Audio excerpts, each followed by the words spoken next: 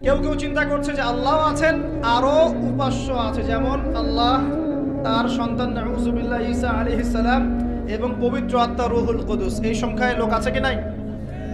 এদের সংখ্যা কত বিশ্বে? 300-400 কোটি হবে কিনা? না না, আরো কম হবে, হয়তো বেশি বলে ফেলছে। মানে কোটি তো হবেই, 100 কোটির তো বেশি হবে নাকি? সারা বিশ্বে মুসলিমদের সংখ্যা বেশি না খ্রিস্টানদের? খ্রিস্টানদের মধ্যে এক শ্রেণীর খ্রিস্টান, তারা সবাই বলে না, এক শ্রেণীর খ্রিস্টান বলে যে আল্লাহ তিনজন, তিন ইলায় বিশ্বাস, তিন খোদায় বিশ্বাস করে। এই কয়েকদিন আগে বলেছি আমরা, কি নাউজুবিল্লাহ বলেছে, মেরি ক্রিসমাস বলেছে না, 25শে ডিসেম্বর। এবং মুসলিমরাও এর সাথে একাত্মতা প্রকাশ করেছে। আস্তাগফিরুল্লাহ ওয়া আতুবু ইলাইহি। সূরা মারিয়ামে আল্লাহ পাক বলছেন, তারা এমন একটা কথা বলে, ওয়াকালু ইত্তাখাযাল্লাহু ওয়ালাদা, তারা বলে আল্লাহ সন্তান গ্রহণ করেছেন। নাউজুবিল্লাহ, লাকাদ জিতুম শাইআন ইদ্দা তাকাদু আস-সামাওয়াতু ইয়াতাফাত্তারনা মিনহু ওয়া তানশাক্কুল আরদু ওয়া তাখিরুল জিবালু হাদ্দা। আল্লাহ পাক বলছেন, কথার ওজনগুলো দেখেন। আল্লাহ পাক বলছেন, যখন তারা বলে যে আল্লাহ সন্তান গ্রহণ করেছে, তখন আসমান নিজেই ফেটে পড়তে চায়, জমিন নিজেই চৌচির হতে চায়, এবং পাহাড়গুলো নিজেই থরথর করে কেঁপে ভেঙে পড়তে চায়। আল্লাহ পাক এদেরকে ক্ষমতা দিতেন, যে ইচ্ছার স্বাধীনতা দিতেন, হ্যাঁ করো, তাহলে আসমান ফেটে পড়তো। এখন যখন আমরা বলছি যে মেরি ক্রিসমাস, আসমান ফেটে পড়তো। যেদিন 25 ডিসেম্বর ছিল, ওই দিন আমি আমার এয়ারে ফ্লাইও করছিলাম, সম্ভবত কক্সবাজার যাচ্ছে প্রোগ্রাম। তো দেখি যে বিমানের মধ্যেই বলা শুরু করলো যে লেডিস এন্ড জেন্টলম্যান, হ্যাঁ ladies and gentleman, welcome to our flight, এগুলো বলছে। বলার পরে বলছে যে মেরি ক্রিসমাস, সবাইকে ক্রিসমাসের আন্তরিক শুভেচ্ছা। তখন আল্লাহর কসম, আমার মনে হচ্ছিল যে এখন মনে হয় প্লেনটা ভেঙে পড়ে যাবে আসমান থেকে, কারণ আমি একটা জানি। আল্লাহ পাক বলছেন সূরা মারিয়ামের শেষের দিকে পড়ে দেখেন, আল্লাহ পাক বলছেন, ওয়াকালু ইত্তাখাযার রহমানু ওয়ালাদা, তারা বলে রহমান সন্তান গ্রহণ করেছেন। নাউযুবিল্লাহ। তাকাদু আস-সামাওয়াতু ইয়াতাফাত্তারনা মিনহু, এই কথা শুনে আসমান ফেটে পড়তে চায়। ওয়া তানশাক্কুল আরদ, জমিন চৌচির হতে চায়। ওয়া তাখিরুল জিবালু হাদ্দা, পর্বত ফেটে পড়তে চায়, চৌচির হতে চায়। সুবহানাল্লাহ। লাকাদ জিতুম শাইআন ইদ্দা, তোমরা একটা চরম রকম ভয়ঙ্কর মিথ্যা প্রতারণাপূর্ণ কথা নিয়ে এসেছো। যখন বলছে কেউ মেরি ক্রিসমাস, তার মানে সে স্বীকার করছে যে 25শে ডিসেম্বরে আল্লাহ পাক ঈসা আলাইহিস সালামকে জন্ম দিয়েছেন। তাই কি না? বুঝতে পারেন না কথা? আর আমরা নামাজে বলছি লাম ইয়ালিদ ওয়া লাম ইউলাদ, কুল হুয়াল্লাহু আহাদ আল্লাহুস সামাদ। লাম ইয়ালিদ, তিনি কাউকে জন্ম দেন নাই, ওয়া লাম ইউলাদ, তাকেও কেউ জন্ম দেয়নি, ওয়া লাম ইয়াকুল লাহু কুফুয়ান আহাদ।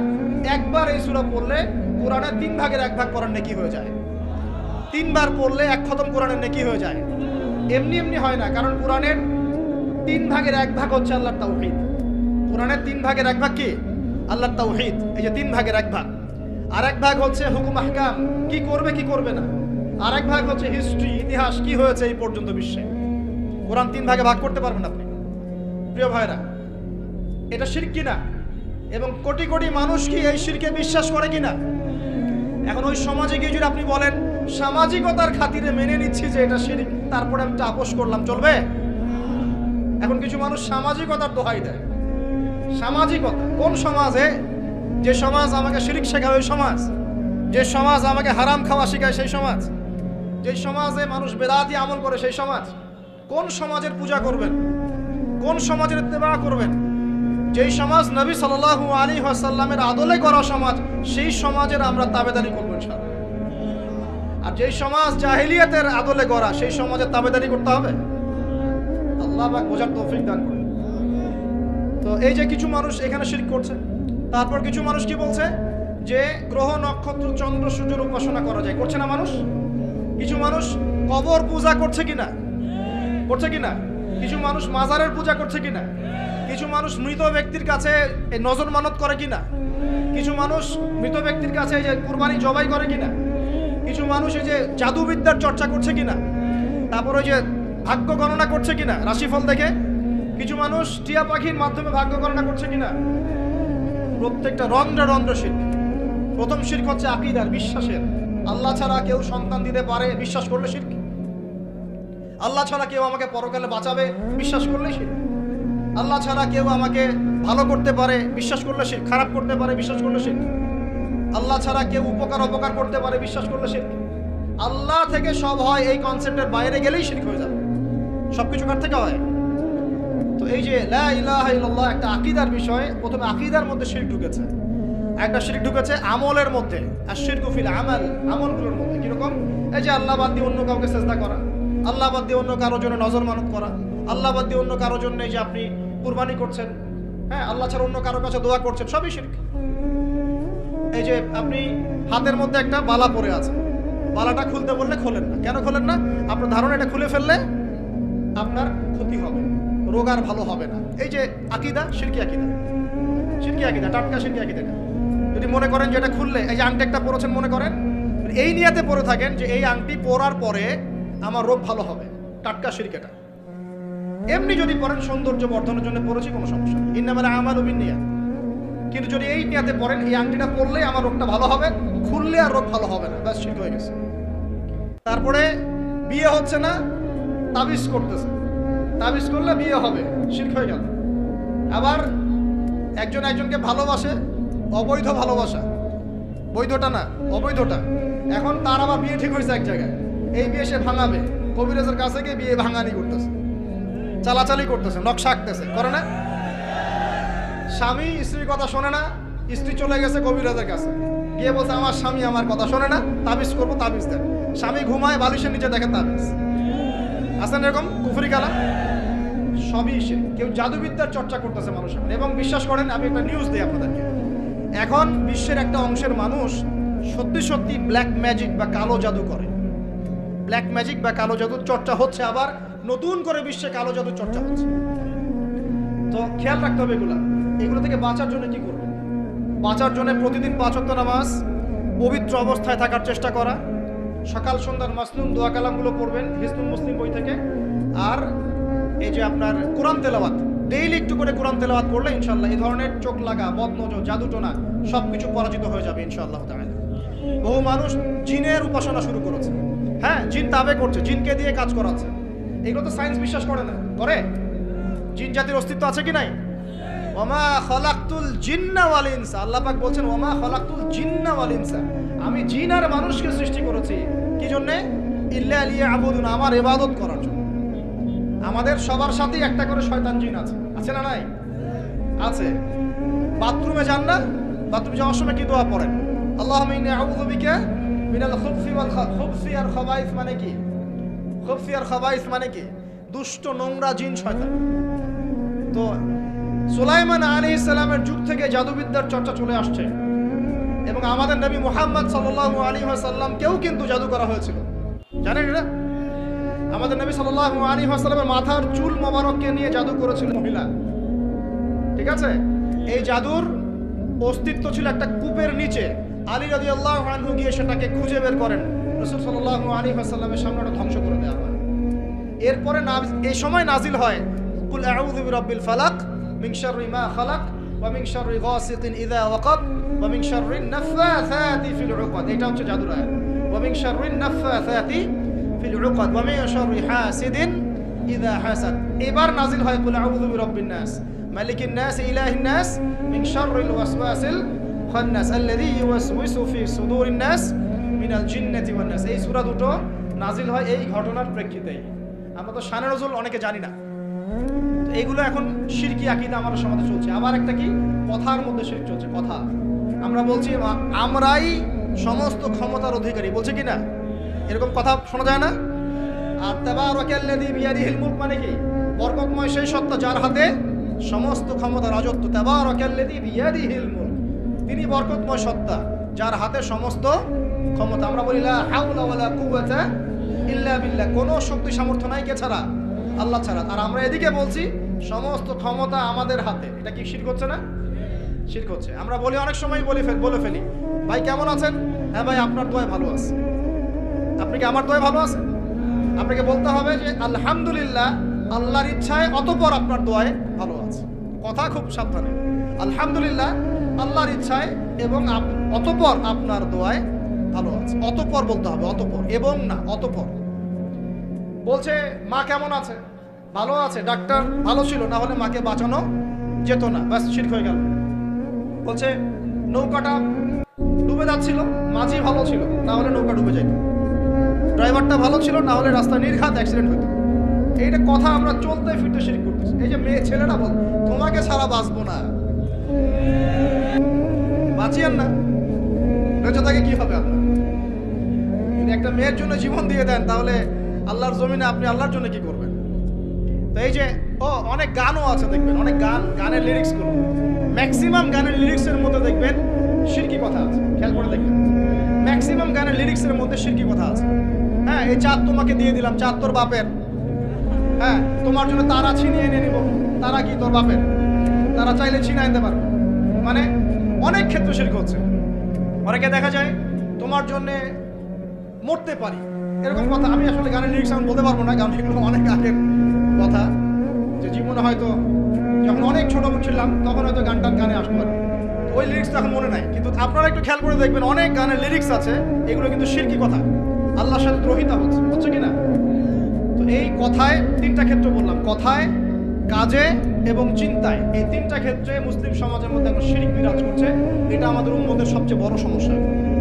আল্লাহ পাক আমাদের সবাইকে শিরক মুক্ত আমল করার তৌফিক এনায়েত করুন, সকলে বলে আমিন। তাহলে কি করতে হবে? আমি কয়েকটা বই পড়ার পরামর্শ দিচ্ছি। কিতাবুত তাওহীদ একটা বই আছে, শিরক সম্পর্কে অনেক বিস্তারিত আলোচনা করা আছে, এটা পড়তে পারেন। তারপরে কোরআন সুন্নাহর আলোকে ইসলামী আকীদা একটা বই আছে, এটা পড়তে পারেন। আকীদা তাহাবিয়াটা পড়তে পারেন। আর শিরক সম্পর্কে আরো অনেক বইপত্র বাজারে বের হয়েছে, শিরক কি ও কেন ইত্যাদি টাইপের। এগুলো পড়লে আপনি শিরকের ধারণা পাবেন ইনশাআল্লাহ তাআলা। আল্লাহ পাক আমাদের সবাইকে শিরক মুক্ত আমল করার তৌফিক এনায়েত করুন, সকলেই বলি আমিন। আর একটা কথা বলি শিরক সম্পর্কে, সেটা হলো আধুনিক সময়ে কিন্তু নতুন একটা শিরক চালু হয়েছে, এটা শুনে রাখবেন। সেটা কি? আল্লাহর যত হালাল আছে এগুলোকে মানুষ হারাম করছে দিন দিন, আর আল্লাহ পাকের হারামগুলোকে হালাল করছে দিন দিন। এটা কিন্তু একটা শিরকি আকীদা, এটাও কিন্তু শিরক, জানেন? ইত্তাখাযু আহবারহুম ওয়া রুহবানাহুম আরবাবা মিন দুনিল্লাহ। তারা ধর্ম নেতা এবং সমাজ নেতাদেরকে রবের আসনে বসিয়েছিল। এখন আদী ইবনে হাতেম তিনি বলছেন রাদিয়াল্লাহু আনহু যে আমরা তো আমাদের ধর্মনেতা বা সামাজিক নেতাদের তো পূজা করি না। তখন নবী সাল্লাল্লাহু আলাইহি ওয়াসাল্লাম বলছেন, তারা কি আল্লাহর হালালকে হারাম করে দেয় না? তোমরা কি তা মেনে নাও না? আবার তারা কি আল্লাহর হারামকে হালাল করে ফেলে না? তোমরা কি তা মেনে নাও না? তখন তিনি বলছেন, বালা ইয়া রাসূলুল্লাহ, এটা তো আমরা করি। তখন নবী সাল্লাল্লাহু আলাইহি ওয়াসাল্লাম বলছেন, তিলকা ইবাদাতুহুম, এটাই তো ওদের ইবাদত করা। কেউ যদি আল্লাহর হালালকে হারাম করে আর আমরা তা মেনে নেই, আমরা ওদের ইবাদত করছি। কেউ যদি আল্লাহর হারামকে হালাল করে নেয়, হালালকে হারাম করে নেয়, আমরা তার কথা মেনে নেই, তাহলে আমরা তার ইবাদত করছি। আল্লাহ পাক আমাদেরকে এই ধরনের শিরক থেকে বাঁচার তৌফিক দান করুন। আরেকটা সমস্যা বলে শেষ করছি, উম্মার মানে দুর্দশার অন্যতম একটা কারণ, সেটা হলো বেদাত। এটুক বলে একটু বসেন, 10 মিনিট সময় নেব। এটা একটা ইম্পর্টেন্ট টপিক, এটা একটু বুঝতে হবে, খুব ইম্পর্টেন্ট। এই কারণে উম্মার মধ্যে অনেক ফাসাদ সৃষ্টি হয়েছে, ফিতনা সৃষ্টি হয়েছে, এবং মানুষ নবীর সুন্নত থেকে মুখ ফিরিয়ে এখন সব বেদাতি আমল করা শুরু করেছে। আর এই বেদাতগুলোকে মানুষ সামাজিকতা বলে চালিয়ে। নবী সাল্লাল্লাহু আলাইহি ওয়াসাল্লামের সুন্নাহ মানে আল্লাহ পাক কোরআন নাজিল করেছেন, তার রাসূলের হাদিস আছে আমাদের সামনে। কোরআন এবং হাদিস, নবী যেভাবে আমল করেছেন আমরা সেভাবে আমল করি, এর নাম সুন্নাহ। সাহাবায়ে কেরাম রাদিয়াল্লাহু আনহুম যেভাবে করেছেন আমরা সেটা করি, এর নাম সুন্নাহ। মানে নবী সাল্লাল্লাহু আলাইহি ওয়াসাল্লাম বলছেন, মাই ইয়াইশ মিনকুম বা'দি, তোমাদের মধ্যে আমার পরে যারা বেঁচে থাকবে, ফাসায়ারা ইখতিলাফান কাসীরা, তোমাদের মধ্যে যারা বেঁচে থাকবে আমার পর তারা দেখবে অনেক ইখতিলাফ চলছে সমাজের মধ্যে। তো আলাইকুম বিসুন্নতি ওয়া সুন্নতি খুলাফায়ে রাশিদিন মাহদিয়িন মিন বা'দি, তখন তোমাদের কাজ হবে আমার সুন্নতকে আঁকড়ে ধরে থাকা এবং আমার হেদায়েতপ্রাপ্ত খুলাফায়ে রাশিদা সাহাবায়ে কেরাম তাদের সুন্নতকে আঁকড়ে ধরে থাকা। এই সুন্নতের বাইরে যে কোনো কাজ, যে কোনো আকীদা, যে কোনো মতবাদ, এগুলো সবই বেদাত বলে গণ্য হবে। আল্লাহ পাক আমাদেরকে বোঝার তৌফিক দান করুন। যেমন তাওহীদে থাকতে হবে, শিরক করা যাবে না, ঠিক তেমনি সুন্নতে থাকতে হবে, বেদাত করা যাবে না। সুন্নত কেমন? নবী সাল্লাল্লাহু আলাইহি ওয়াসাল্লাম ঘুমিয়েছেন যেভাবে, সেইভাবে ঘুমাবো সুন্নত। নবীজি ঘুমিয়েছেন, ঘুমানোর আগে ওযু করেছেন, ডান দিকে কাত হয়েছেন, আল্লাহুম্মা বিইসমিকা আমুতু ওয়া আহইয়া বলেছেন, সূরা মুলক তেলাওয়াত করেছেন, পারলে আপনি করবেন। আয়াতুল কুরসি পড়েছেন, সূরা বাকারার শেষের 3টা আয়াত পড়েছেন, হ্যাঁ 33 বার সুবহানাল্লাহ, 33 বার আলহামদুলিল্লাহ, 34 বার আল্লাহু আকবার পড়েছেন, ঘুমিয়ে গেছেন। এখন যদি নবীর সুন্নাহ মতো ঘুমাই, এই ঘুমটাও নেকির কাজ হবে ইনশাআল্লাহ। এখন যদি ঘুমানোর নতুন কোনো তরিকা আমি বের করি, তাহলে নবীর সুন্নতের বাইরে বেদাত হয়ে যাবে। বেদাত শব্দের অর্থ হচ্ছে নতুন আবিষ্কার। বেদাত শব্দের অর্থ হচ্ছে নতুন আবিষ্কার। সুন্নাহ মানে যেমন আদর্শ, রীতি, আল্লাহ পাকেরও সুন্নত আছে, নবী সাল্লাল্লাহু আলাইহি ওয়াসাল্লামেরও সুন্নত আছে, আমরা তার সুন্নত মেনে জীবন করবো ইনশাআল্লাহ, আল্লাহ পাক তৌফিক দান করুন। ঠিক তাওহীদের বিপরীত যেমন শিরক থাকে, সুন্নতের বিপরীত থাকে কি? বেদাত মানে নতুন আবিষ্কার। এটাকে দুই ভাগে ভাগ করা যায়। খেয়াল করে একটু আমার দিকে, কয় ভাগে ভাগ করা যায়? দুই ভাগ। একটা হচ্ছে দুনিয়াবি ক্ষেত্রে নতুন আবিষ্কার, একটা দিনের ক্ষেত্রে নতুন আবিষ্কার। দুনিয়াবি ক্ষেত্রে মানে কি? এই যে মোবাইল ফোন আপনার হাতে আছে, এই মোবাইল ফোন কি রাসূলের যুগে ছিল? সাহাবীদের যুগে ছিল? এই যে লাইটিং করেছি, নবীর যুগে এরকম লাইট ছিল? মাইকে কথা বলছি, নবীর যুগে মাইক ছিল? এরোপ্লেন, আমরা এয়ারক্রাফটে সফর করছি, নবীর যুগে এয়ারক্রাফট ছিল? খেয়াল করে দেখেন, আমরা যখন বাহনে উঠছি, আমরা বাহনে উঠে দোয়া পড়ছি, আল্লাহু আকবার আল্লাহু আকবার আল্লাহু আকবার, সুবহানাল্লাযী সাখখারা লানা হাযা ওয়া মা কুন্না লাহু মুকরিনিন ওয়া ইন্না ইলা রাব্বিনা লামুনকালিবুন। এই দোয়া বদলে গেছে না যায় নাই? দোয়াটা কি বদলেছে? এই দোয়াটা নবী সাল্লাল্লাহু আলাইহি ওয়াসাল্লাম গাধার পিঠে উঠে পড়েছেন, ঘোড়ার পিঠে উঠে পড়েছেন, ওই সময়কার সমসাময়িক বাহনের পিঠে উঠে পড়েছেন। আমরা এ যুগের সমসাময়িক বাহনের পিঠে উঠে একই দোয়া পড়ছি। দোয়া কি চেঞ্জ হয়েছে না বাহন চেঞ্জ হয়েছে? এই যে বাহন যে পরিবর্তন হয়েছে, এটা টেকনোলজি না, প্রযুক্তি, টেকনোলজি। এটা হচ্ছে দুনিয়ার ক্ষেত্রে বেদাত, যেটা সম্পূর্ণ জায়েজ। কথা বুঝতে পারছেন? এটা সম্পূর্ণ জায়েজ যতক্ষণ পর্যন্ত না স্পষ্ট কোনো দলিল পাওয়া যাচ্ছে এটার এগেনস্টে, যেটা হারাম। স্পষ্ট দলিল না পাওয়া যাওয়া পর্যন্ত এটাকে আপনি বৈধ রাখতে পারেন। এটা এক নম্বর। আরেকটা বেদাত হলো দিনের ক্ষেত্রে বেদাত। দিনের ক্ষেত্রে কেমন? নবী সাল্লাল্লাহু আলাইহি ওয়াসাল্লাম বলছেন, মান আহদাথা ফি আমরিনা হাযা, সহিহ মুসলিম হাদিস নাম্বার 1718। নবীজি বলছেন, মান আহদাথা ফি আমরিনা হাযা মা লাইসা মিনহু ফাহুয়া রাদ। কোন ব্যক্তি যদি এই দিন ইসলামের মধ্যে এমন কোন আমল চালু করে যে আমলের সমর্থনে আমাদের পক্ষ থেকে কোনো প্রমাণ নাই, সেটাই রদ বা প্রত্যাখ্যাত, সেটা বাতিল। নবী সাল্লাল্লাহু আলাইহি ওয়াসাল্লাম অন্য হাদিসে বলছেন, মান আহদাথা ফি আমরিনা হাযা মা লাইসা মিনহু ফাহুয়া রাদ, মান আমিলা আমালান লাইসা আলাইহি আমরুনা ফাহুয়া রাদ। সংজ্ঞা শিখলাম কি? আমার সাথে বলেন দেখি, বেদাত শব্দের অর্থ কি? নতুন আবিষ্কার। কয় প্রকার হয়? কয় প্রকার হয়? একটা দুনিয়াবি ক্ষেত্রে, যেমন বললাম যে এই যে প্রযুক্তিগত বেদাত যেগুলো হয়েছে, এগুলো জায়েজ না জায়েজ? জায়েজ যতক্ষণ পর্যন্ত না এগুলোর বিপরীতে কোনো দলিল স্পষ্ট পাওয়া যাচ্ছে ততক্ষণ পর্যন্ত জায়েজ। আর একটা দিনের ক্ষেত্রে যেটা, সেটা কি জায়েজ হবে না জায়েজ হবে? দিনের ক্ষেত্রে যদি আমরা এমন কোনো আমল করি নেকির আশায়, সওয়াবের আশায়, যেটা রাসূল করেন নাই, সাহাবীরা করেন নাই, এবং তাবেঈন ইমামগণ সবার থেকে প্রমাণিত না, এই কাজটা যদি সওয়াবের আশায় করতে যাই, যার পক্ষে কোনো দলিল পাওয়া যায় না, সেটাকেই বাতিল প্রত্যাখ্যাত বেদাত বলা হয়। কথা বুঝতে পারছেন কিনা? উদাহরণ দিলে এবার ক্লিয়ার হবে। কয়েকটা ভাবে হতে পারে। যেমন এক নাম্বার ধরন কেমন? মনে করেন যে আপনি হালুয়া রুটির সেমাই খাবেন। খুব ভালো কথা। হালুয়া রুটির সেমাই খাওয়া কি জায়েজ না জায়েজ? এই খাবারটা হালাল না হারাম? হালাল। আপনি এখনও খেতে পারেন, আপনি সকালেও খেতে পারেন, আপনি দুপুরেও খেতে পারেন, যখন ইচ্ছা তখন খেতে পারেন। কিন্তু যদি আপনি কোনো দিবসকে কেন্দ্র করে এরকম একটা সংস্কৃতি চালু করেন যে আজকে 15ই শাবান আমরা সবাই এখন হালুয়া রুটি খাবো, এই যে একটা দিনকে কেন্দ্র করে আপনি একটা নতুন কাজ শুরু করলেন, এই কাজটাকে আমরা বেদাত বলে ফেলছি। মনে করেন আপনি দরুদ পড়বেন, খুব ভালো কথা, দরুদ ভালো জিনিস, দরুদ পড়লে নেকি হয়। কিন্তু আপনি দরুদ পড়লে নেকি হয়, রাসূলের জীবনী চর্চা করলে নেকি হয়, তাকে সালাম দিলে নেকি হয়, সব ঠিক আছে।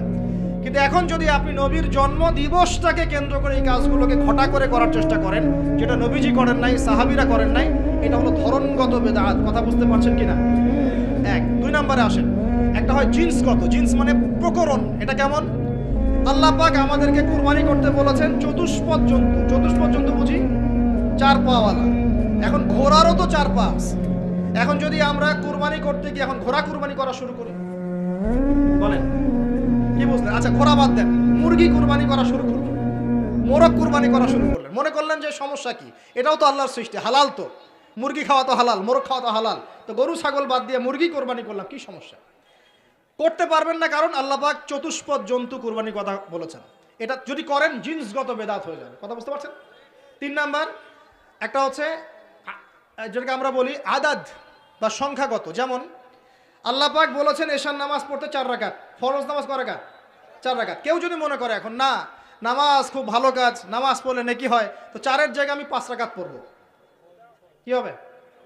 ফজরের নামাজ 2 রাকাত ফরজ। আর কেউ যদি মনে করে নামাজ তো খুব ভালো জিনিস, ভালো কাজ করলে কি সমস্যা, নামাজ তো পড়লে নেকি হয়, 2 রাকাত পড়লে নেকি হয়, 4 রাকাত পড়লে আরো বেশি নেকি হয়।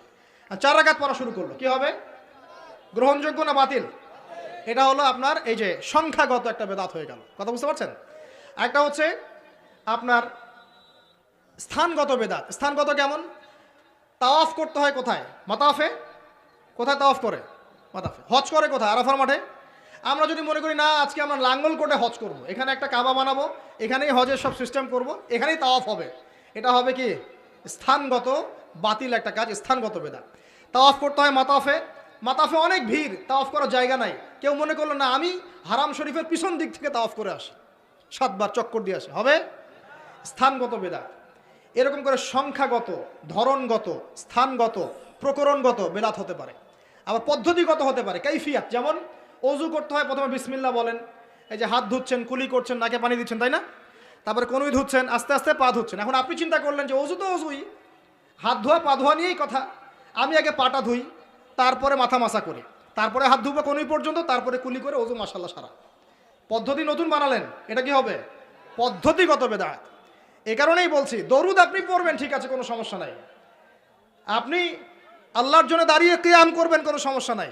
কিন্তু নবী সাল্লাল্লাহু আলাইহি ওয়াসাল্লাম, সাহাবায়ে কেরাম কি এভাবে দরুদ পড়ে তাদেরকে আল্লাহ রসুলকে হাজির নাজির মেনে দাঁড়িয়ে গিয়ে কিয়াম করেছেন কিনা, এর দলিল আগে দেখতে হবে। যদি দলিল পাওয়া যায় করবেন, পাওয়া যায় না টাটকা বেদাত করা যাবে না। যদি আপনার কাছে দলিল থাকে করবেন, আমার কাছে দলিল নাই আমি করি নাই, সিম্পল। এখানে সামাজিকতা, এখানে পলিটিক্স, পরিবেশ, অমুক তমুক দেখার সময় সুযোগ আমাদের নাই। কারণ সারা দুনিয়ার মানুষ যদি সুদ খায় আমরা সুদ খেতে পারবো না। সারা দুনিয়ার মানুষ যদি বলে যে জেনা হালাল, আমরা জেনা করতে পারবো না। সারা দুনিয়ার মানুষ যদি বলে মাদকদ্রব্য হালাল, সবাই খাচ্ছে, আমি খেলে কি সমস্যা, আমরা খেতে পারবো না। সারা দুনিয়ার মানুষ যদি বলে দাড়ি কেটে ফেলো, সবাই কেটে ফেলছে, আমরা কাটতে পারবো না। সারা দুনিয়ার মানুষ যদি বলে যে নামাজ কেউ পড়তেছে না, আমরা না পড়লে কি সমস্যা, আমরা পড়তে এরকম কাজ করতে পারবো না। সারা দুনিয়ার মানুষ বলছে যে এই যুগে কি আর আল্লাহর বিধান চলে, কিন্তু আমরা বলবো যে হ্যাঁ, প্রত্যেক যুগেই আল্লাহর বিধান চলার চেষ্টা করতে হবে। সারা দুনিয়ার মানুষ কি বললো আর সংখ্যাগরিষ্ঠ মানুষ কি বললো, এগুলো দেখার বোঝার সময় নেই আমাদের, কারণ কোরআন এবং সুন্নাহ যা বলেছে অকাট্য সত্য তাই করতে হবে। এই কাজের পিছনে যদি দলিল পাওয়া যায় কাজ করবেন, যদি দলিল পাওয়া না যায় তারপরেও যদি আপনি করেন, আপনি টাটকা বেদাতি মানুষ একজন। আর একজন বেদাতি মানুষের সাথে তর্ক করার মতো কুরুচিও আমাদের কাছে নাই। বেদাতের কেন করে মানুষ? অজ্ঞতাবশত, হঠকারিতা বশত, দলিল না থাকার কারণে, জাল দলিল পেশ করার কারণে। কেন মানুষ করে? মানুষ করে দুনিয়ার স্বার্থগত কারণে, লৌকিকতার কারণে, মানুষকে সন্তুষ্ট করার কারণে। কি পরিণতি হবে? 2-4টা হাদিস বলে শেষ করছি। একটু শোনেন, নবী সাল্লাল্লাহু আলাইহি ওয়াসাল্লাম বলছেন, আমি সবার আগে হাউজে কাউসারে যাব, যাওয়ার পরে আমি তোমাদের জন্য অপেক্ষা করতে থাকব, আর মানুষ আমার সামন দিয়ে চলে যাবে। মান মাররা আলাইয়া শারিবা, যে আমার সামন দিয়ে যাবে সে এই হাউজে কাউসারের পানি পাবে আমার কাছে। ফামান শারিবা লাম ইয়াজমা আবাদা, কেউ যদি একবার পান করে সে কখনো পিপাসার্ত হবে না। হাউজে কাউসারের পানি হবে মধুর চেয়ে মিষ্টি, দুধের চেয়ে সাদা, একবার পান করলে আর কখনো পিপাসার্ত হবে না। এবার নবী সাল্লাল্লাহু আলাইহি ওয়াসাল্লাম বলছেন, খেয়াল করেন, নবীজি বলছেন সুম্মা ইউহালু বাইনি ওয়া বাইনাকুম, এরপর আমার এবং তাদের মাঝখানে হঠাৎ একটা পর্দা পড়ে যাবে।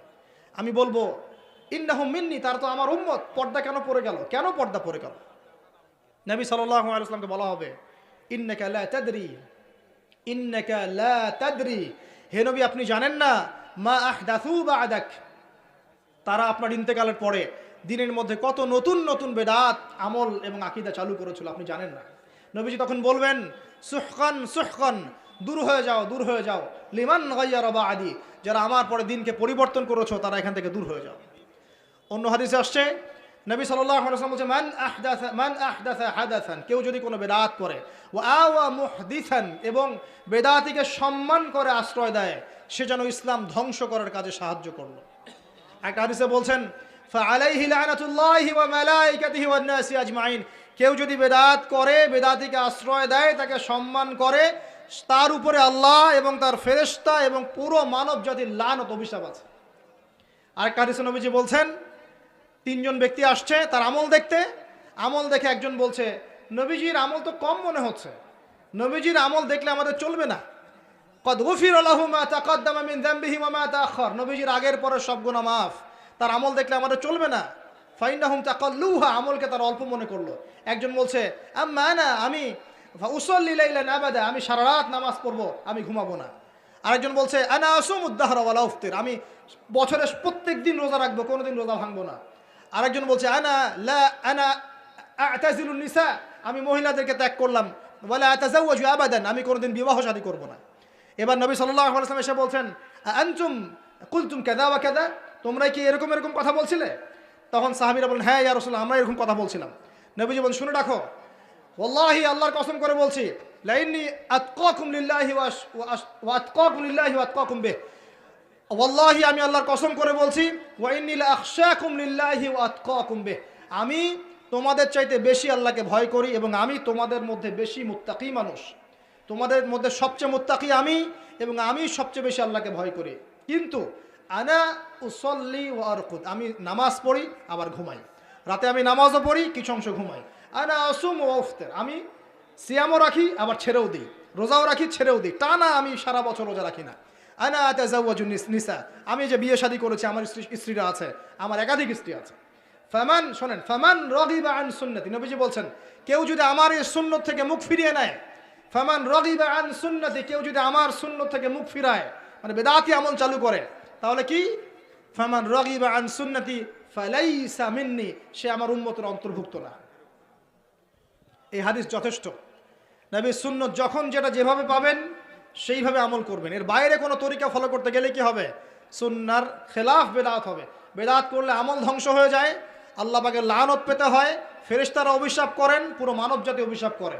এবং যে ব্যক্তি শুধু বেদাত করে না, বেদাতিকে আশ্রয় দেয়, তাকে নবী সাল্লাল্লাহু আলাইহি ওয়াসাল্লাম বলছেন সে যেন ইসলাম ধ্বংস করার কাজে সাহায্য করলো। আর দুটো মারাত্মক কথা হচ্ছে এই, ইমাম ইবনে তাইমিয়া তিনি বলছেন যে আল বেদাআতু আহাব্বু ইলাল ইবলিস মিনাল মাসিয়া, এই বেদাতগুলো ইবলিসের কাছে পাপের চাইতে বেশি পছন্দের, মিষ্টি। কারণ একজন পাপী মানুষ তওবা করার ফুরসত পায়, সে মনে করে যে আমি চুরি করছি, জিনা করছি, খারাপ কাজ করছি, এটা পাপ হচ্ছে, সে তওবা করার সুযোগ পেতে পারে। কিন্তু একজন বেদাতি মানুষ সে মনে করে আমি ভালো কাজই তো করছি, আমি কেন তওবা করব, তাই মৃত্যুর আগ পর্যন্ত তো তওবা করার ফুরসত হয় না। এটা খুব খারাপ।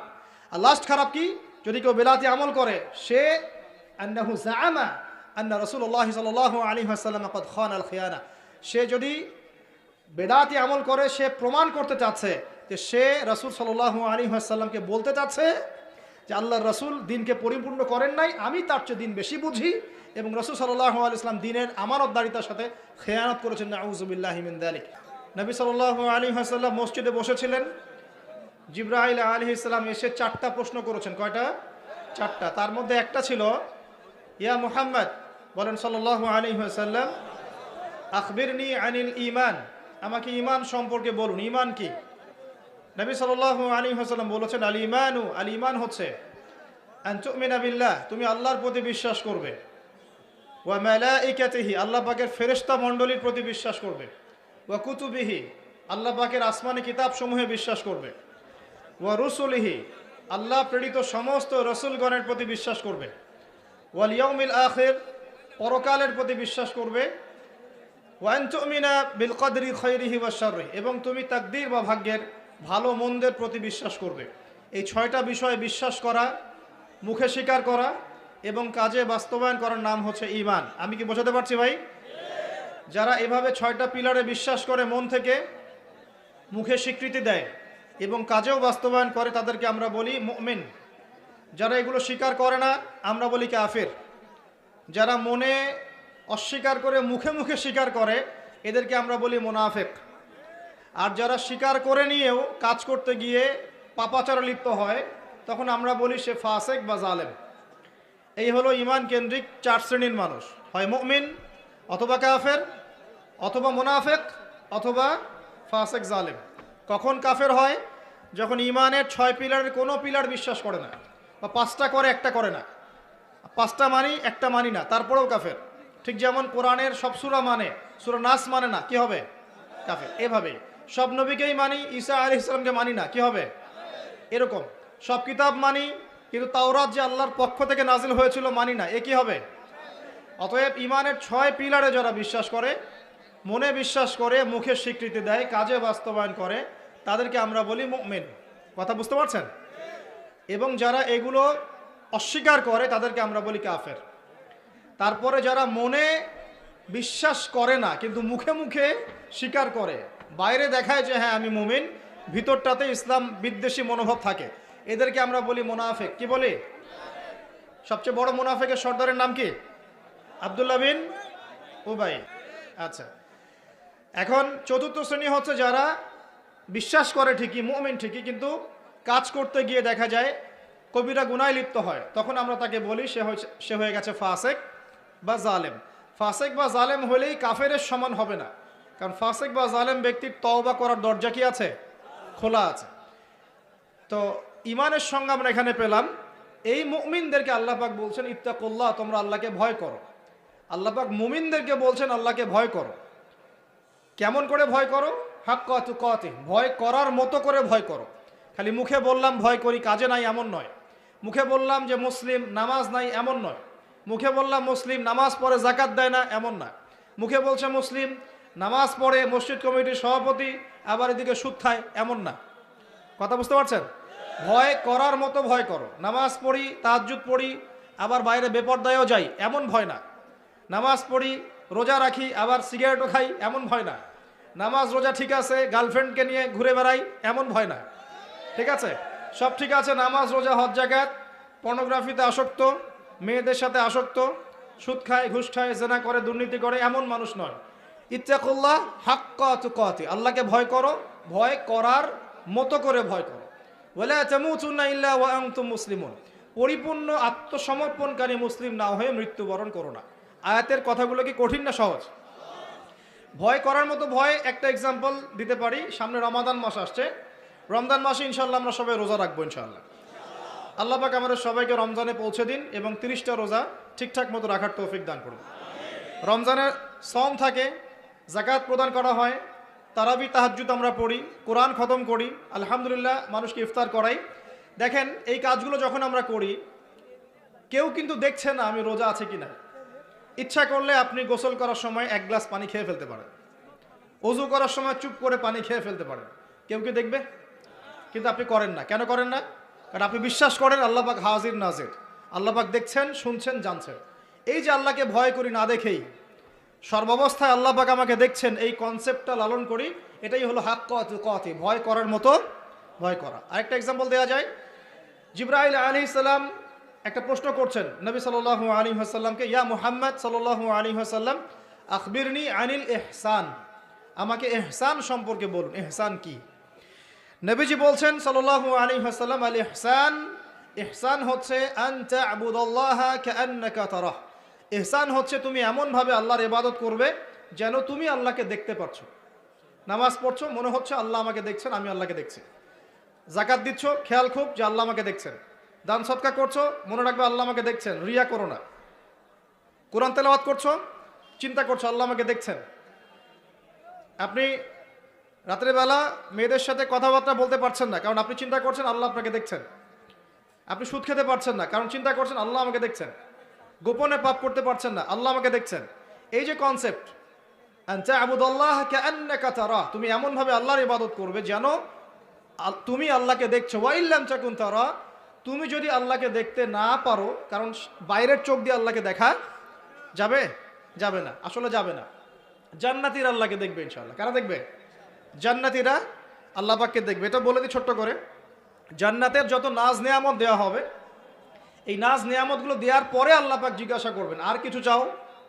তখন জান্নাতীরা বলবেন, এত নেয়ামত আল্লাহ আপনি দিয়েছেন, আর কি চাই?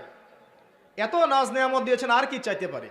তখন আল্লাহ রাব্বুল আলামিন যত নূরের পর্দা আছে এগুলো উঠিয়ে দিবেন, উঠিয়ে সরাসরি আল্লাহ পাকের দিদার দিবেন ইনশাআল্লাহ তাআলা। এরপরে জান্নাতের সৌন্দর্য ফিকে মনে হবে, স্বাভাবিক। কে সবচেয়ে বেশি সুন্দর? আচ্ছা, তো এই দুনিয়াতে আল্লাহকে দেখা যাবে না এই চোখ দিয়ে, তাহলে ওয়াইল্লাম তাকুন তারা, তুমি যদি আল্লাহকে দেখতে না পারো ফাইন্নাহু ইয়ারাক, তাহলে জেনে রাখবে আল্লাহ পাক তোমাকে দেখছেন। এই কনসেপ্টটার নাম হচ্ছে ইহসান। ইহসানের সাথে যদি প্রতিটা ইবাদত করা যায় তাহলে আমরা প্রকৃত তাকওয়া অর্জন করতে পারবো ইনশাআল্লাহ তাআলা। ওয়ালা তামুতুন্না ইল্লা ওয়া আনতুম মুসলিমুন, আর পরিপূর্ণ মুসলিম না হয়ে তোমরা মৃত্যুবরণ করো না। যখন আমরা টেবিলের নিচ দিয়ে ঘুষ নেই, যদি আমরা ইহসান বুঝতাম, ইহসান কি জিনিস, আমি এটা করতে পারতাম না।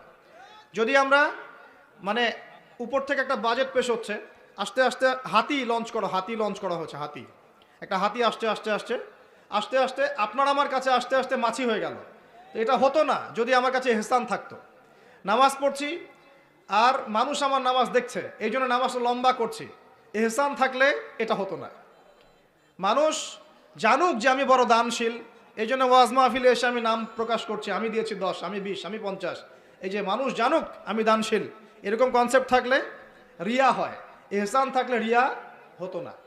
ইহসান কি এটাই আগে বুঝি। প্রত্যেকটা ইবাদত এমনভাবে করা যে আল্লাহ আমাকে দেখছেন এবং আল্লাহ পাকের সন্তুষ্টির জন্যই করা, রাসূলের তরিকাতেই করা। আল্লাহ রাব্বুল আলামিন সবাইকে ইহসানের সাথে ইবাদত করার তৌফিক দান করুন। এরপর আল্লাহ পাক বলছেন ওয়ালা তামুতুন্না ইল্লা ওয়া আনতুম মুসলিমুন, মানে পরিপূর্ণ মুসলমান না হয়ে মৃত্যুবরণ করো না। এই জায়গাতে আমাদের অনেকের সমস্যা। আমরা মাশাআল্লাহ মুসলিম পরিবারে জন্ম নিয়েছি ঠিকই, কিন্তু ইসলামের অনেক বেসিক জিনিস আমরা জানি না। ঠিক আছে, মুসলিম পরিবারে জন্ম নেওয়ার পরেও দেখা যায় দুর্ভাগ্যজনক আমাদের অনেকেই নামাজ পড়ি না। মুসলিম পরিবারে জন্ম নিয়েছি কিন্তু কোরআন তেলাওয়াত করতে জানি না। মুসলিম পরিবারে জন্ম নিয়ে মাশাআল্লাহ বড় বড় জায়গায় চলে গেছি, দেশের অর্থনীতির বিশ্বের অনেক জায়গায় চলে গেছে, কিন্তু কোরআনের 20টা 30টা সূরা পড়ার তৌফিক হচ্ছে না, নবীর হাদিস 30-40টা মুখস্থ করার তৌফিক হচ্ছে না, ইসলামের আকীদার বইগুলো পড়ার তৌফিক হচ্ছে না, ইসলামের হিস্ট্রি ইকোনমিক্স পড়ার তৌফিক হচ্ছে না, নবীর সুন্নাহ মাফিক জীবন গড়ার তৌফিক হচ্ছে না, দাড়ি পর্যন্ত ছেড়ে দেওয়ার তৌফিক হচ্ছে না। তাহলে মুসলিম পরিবারে জন্ম নেওয়াটা বড় কথা না পরিপূর্ণ ইসলাম পালন করাটা বড় কথা? তো পরিপূর্ণ ইসলাম পালন করার আগে কনসেপ্ট ঠিক করতে হবে যে ইসলাম কি একটা পরিপূর্ণ জীবন বিধান নাকি ইসলাম একটা আংশিক জীবন বিধান। উত্তরটা আমরা নিব আল্লাহ রাব্বুল আলামিনের কাছ থেকে। সূরা মাঈদা আয়াত নাম্বার 3, সূরা মাঈদা আয়াত নাম্বার 3 আল্লাহ পাক বলছেন বিসমিল্লাহির রহমানির রহিম আল ইয়াউমা আকমালতু লাকুম দীনাকুম ওয়া আতমামতু আলাইকুম নি'মাতি ওয়া রাদিতু লাকুমুল ইসলামা দীনান। আমার সাথে একটু কথা বলবেন। এই আয়াতটা নাজিল হয়েছে বিদায় হজের ভাষণের সময়। বিদায় হজে কিন্তু কয়েকটা ভাষণ হয়েছে। এই বিদায় হজেই সূরা নাসর নাজিল হয়, ইযা জাআ নাসরুল্লাহি ওয়াল ফাতহ। এই বিদায় হজেই যখন নবী সাল্লাল্লাহু আলাইহি ওয়াসাল্লাম ভাষণ দিচ্ছিলেন যে আমি কি তোমাদের কাছে আল্লাহর দিন পৌঁছে দিয়েছি, সাহাবীরা বলছিলেন যে হ্যাঁ, বালা ইয়া রাসূলুল্লাহ, অবশ্যই পৌঁছে দিয়েছেন। তিনি আসমানের দিকে আঙ্গুল তুলে বলছিলেন আল্লাহুম্মা ফাশহাদ, 3 বার বলেছেন আল্লাহুম্মা ফাশহাদ, আল্লাহুম্মা ফাশহাদ, যে আমি আমার দায়িত্ব পৌঁছে দিয়েছি। আল্লাহ পাক নাজিল করলেন আল ইয়াউমা, আজকের দিনে, মানে বিদায় হজের দিনে, এই 23 বছর পর, এই 23 বছরের দীর্ঘ সংগ্রামের পর, এই 23 বছর গোপন দাওয়াত দেওয়া হয়েছে, প্রকাশ্য দাওয়াত দেওয়া হয়েছে, হিজরত করতে হয়েছে, হ্যাঁ, তায়েফে গিয়ে মার খেতে হয়েছে, 15টা গালি শুনতে হয়েছে, 16 বার হত্যার চেষ্টা করা হয়েছে, হ্যাঁ, বদরের যুদ্ধ করতে হয়েছে, উহুদ করতে হয়েছে, খায়বার খন্দক, সব কিছু করার পর, দীর্ঘ 23 বছর দিন রাত অক্লান্ত পরিশ্রম করার পর, আল্লাহর জমিনে দিন প্রতিষ্ঠা করার পরে আল্লাহ পাক বলছেন আজকের এই দিনে আমি তোমাদের জন্য দিনকে পরিপূর্ণ করে দিলাম। আল ইয়াউমা আকমালতু লাকুম দীনাকুম, আমি আজকে তোমাদের জন্য দিন ইসলামকে পরিপূর্ণ করলাম। পরিপূর্ণ মানে কি? এই গ্লাস কি পরিপূর্ণ? এটা পরিপূর্ণ না, এটাতে ফাঁকা আছে। একদম পরিপূর্ণ মানে যেখানে কোনো কিছু ঢোকানোর সুযোগ থাকবে না, বের করার সুযোগ থাকবে না। আমরা যারা সায়েন্স পড়েছি টুকটাক সবাই জানি, একটা গ্লাস যদি ফিল আপ করা হয় পানি দিয়ে, এখানে যদি আমি একটা ইটের বা পাথরের টুকরা ফেলে দেই, তাহলে ওই পাথর যে পরিমাণ জায়গা দখল করবে ততটুক পরিমাণ পানি বের হয়ে যাবে কিনা? ওই কঠিন পদার্থটা স্থান দখল করবে না? ঠিক একইভাবে ইসলামের মধ্যে যদি নতুন কিছু ঢুকানো হয় তাহলে দেখা যাবে ইসলামে কিছু বের হয়ে চলে আসবে। ইসলামে কিছু নতুন ঢুকাবেন তাহলে মূল ভেজাল যেটা ঢুকাবেন ওই জায়গায় খাঁটি কিছু বের হয়ে চলে আসবে। বুঝতে পারছি? আচ্ছা, তাহলে ইসলামে কোনো কিছু ঢোকানোর সুযোগ নাই, বের করার সুযোগ নাই। আচ্ছা, আসুন, আল্লাহ পাক বলছেন আল-ইয়াউমা আকমালতু লাকুম দীনাকুম, আমি দ্বীন ইসলামকে আজকে পরিপূর্ণ করলাম। ওয়া আতমামতু আলাইকুম নি'মাতি, তোমাদের উপর আমি আমার নেয়ামতকে পূর্ণতা দিয়ে দিলাম। ওয়া রাদিতু লাকুমুল ইসলাম দীনান, দ্বীন ইসলামকে তোমাদের জীবন বিধান মনোনীত করে আমি আল্লাহ তোমাদের প্রতি সন্তুষ্ট হয়ে গেলাম। সুবহানাল্লাহ। তো প্রিয় ভাইরা, এখান থেকে বুঝতে পারলাম যে দ্বীন ইসলাম একটা পরিপূর্ণ জীবন বিধান। কেউ যদি বলে দ্বীন ইসলাম পরিপূর্ণ নয়, কেউ যদি বলে দ্বীন ইসলাম পরিপূর্ণ নয়, কিছু ঢোকানোর বাকি আছে বা কিছু বের করা যাবে, তাহলে ইমাম মালিক রাহিমাহুল্লাহর ভাষায় ফাকাদ জাআমা আন্না রাসূলুল্লাহ সাল্লাল্লাহু আলাইহি ওয়াসাল্লাম ক্বাদ খানা রিসালা, এই সেন্টেন্সটা বুঝবেন। ইমাম মালিক রাহিমাহুল্লাহ বলছেন, কেউ যদি চিন্তা করে যে ইসলাম পরিপূর্ণ নয়, কিছু ঢোকানোর সুযোগ আছে, বের করার সুযোগ আছে, ঠিক আছে, তাহলে ফাকাদ আন্নামা জাআমা আন্না রাসূলুল্লাহ সাল্লাল্লাহু আলাইহি ওয়াসাল্লাম ক্বাদ খানা রিসালা, তাহলে সে যেন এটা প্রতিষ্ঠা করতে চাচ্ছে বা ধারণা করছে যে নবী সাল্লাল্লাহু আলাইহি ওয়াসাল্লাম তার উপর অর্পিত রিসালাতের দায়িত্বে খেয়ানত করেছেন। নাউযুবিল্লাহ। তাই না বিষয়টা?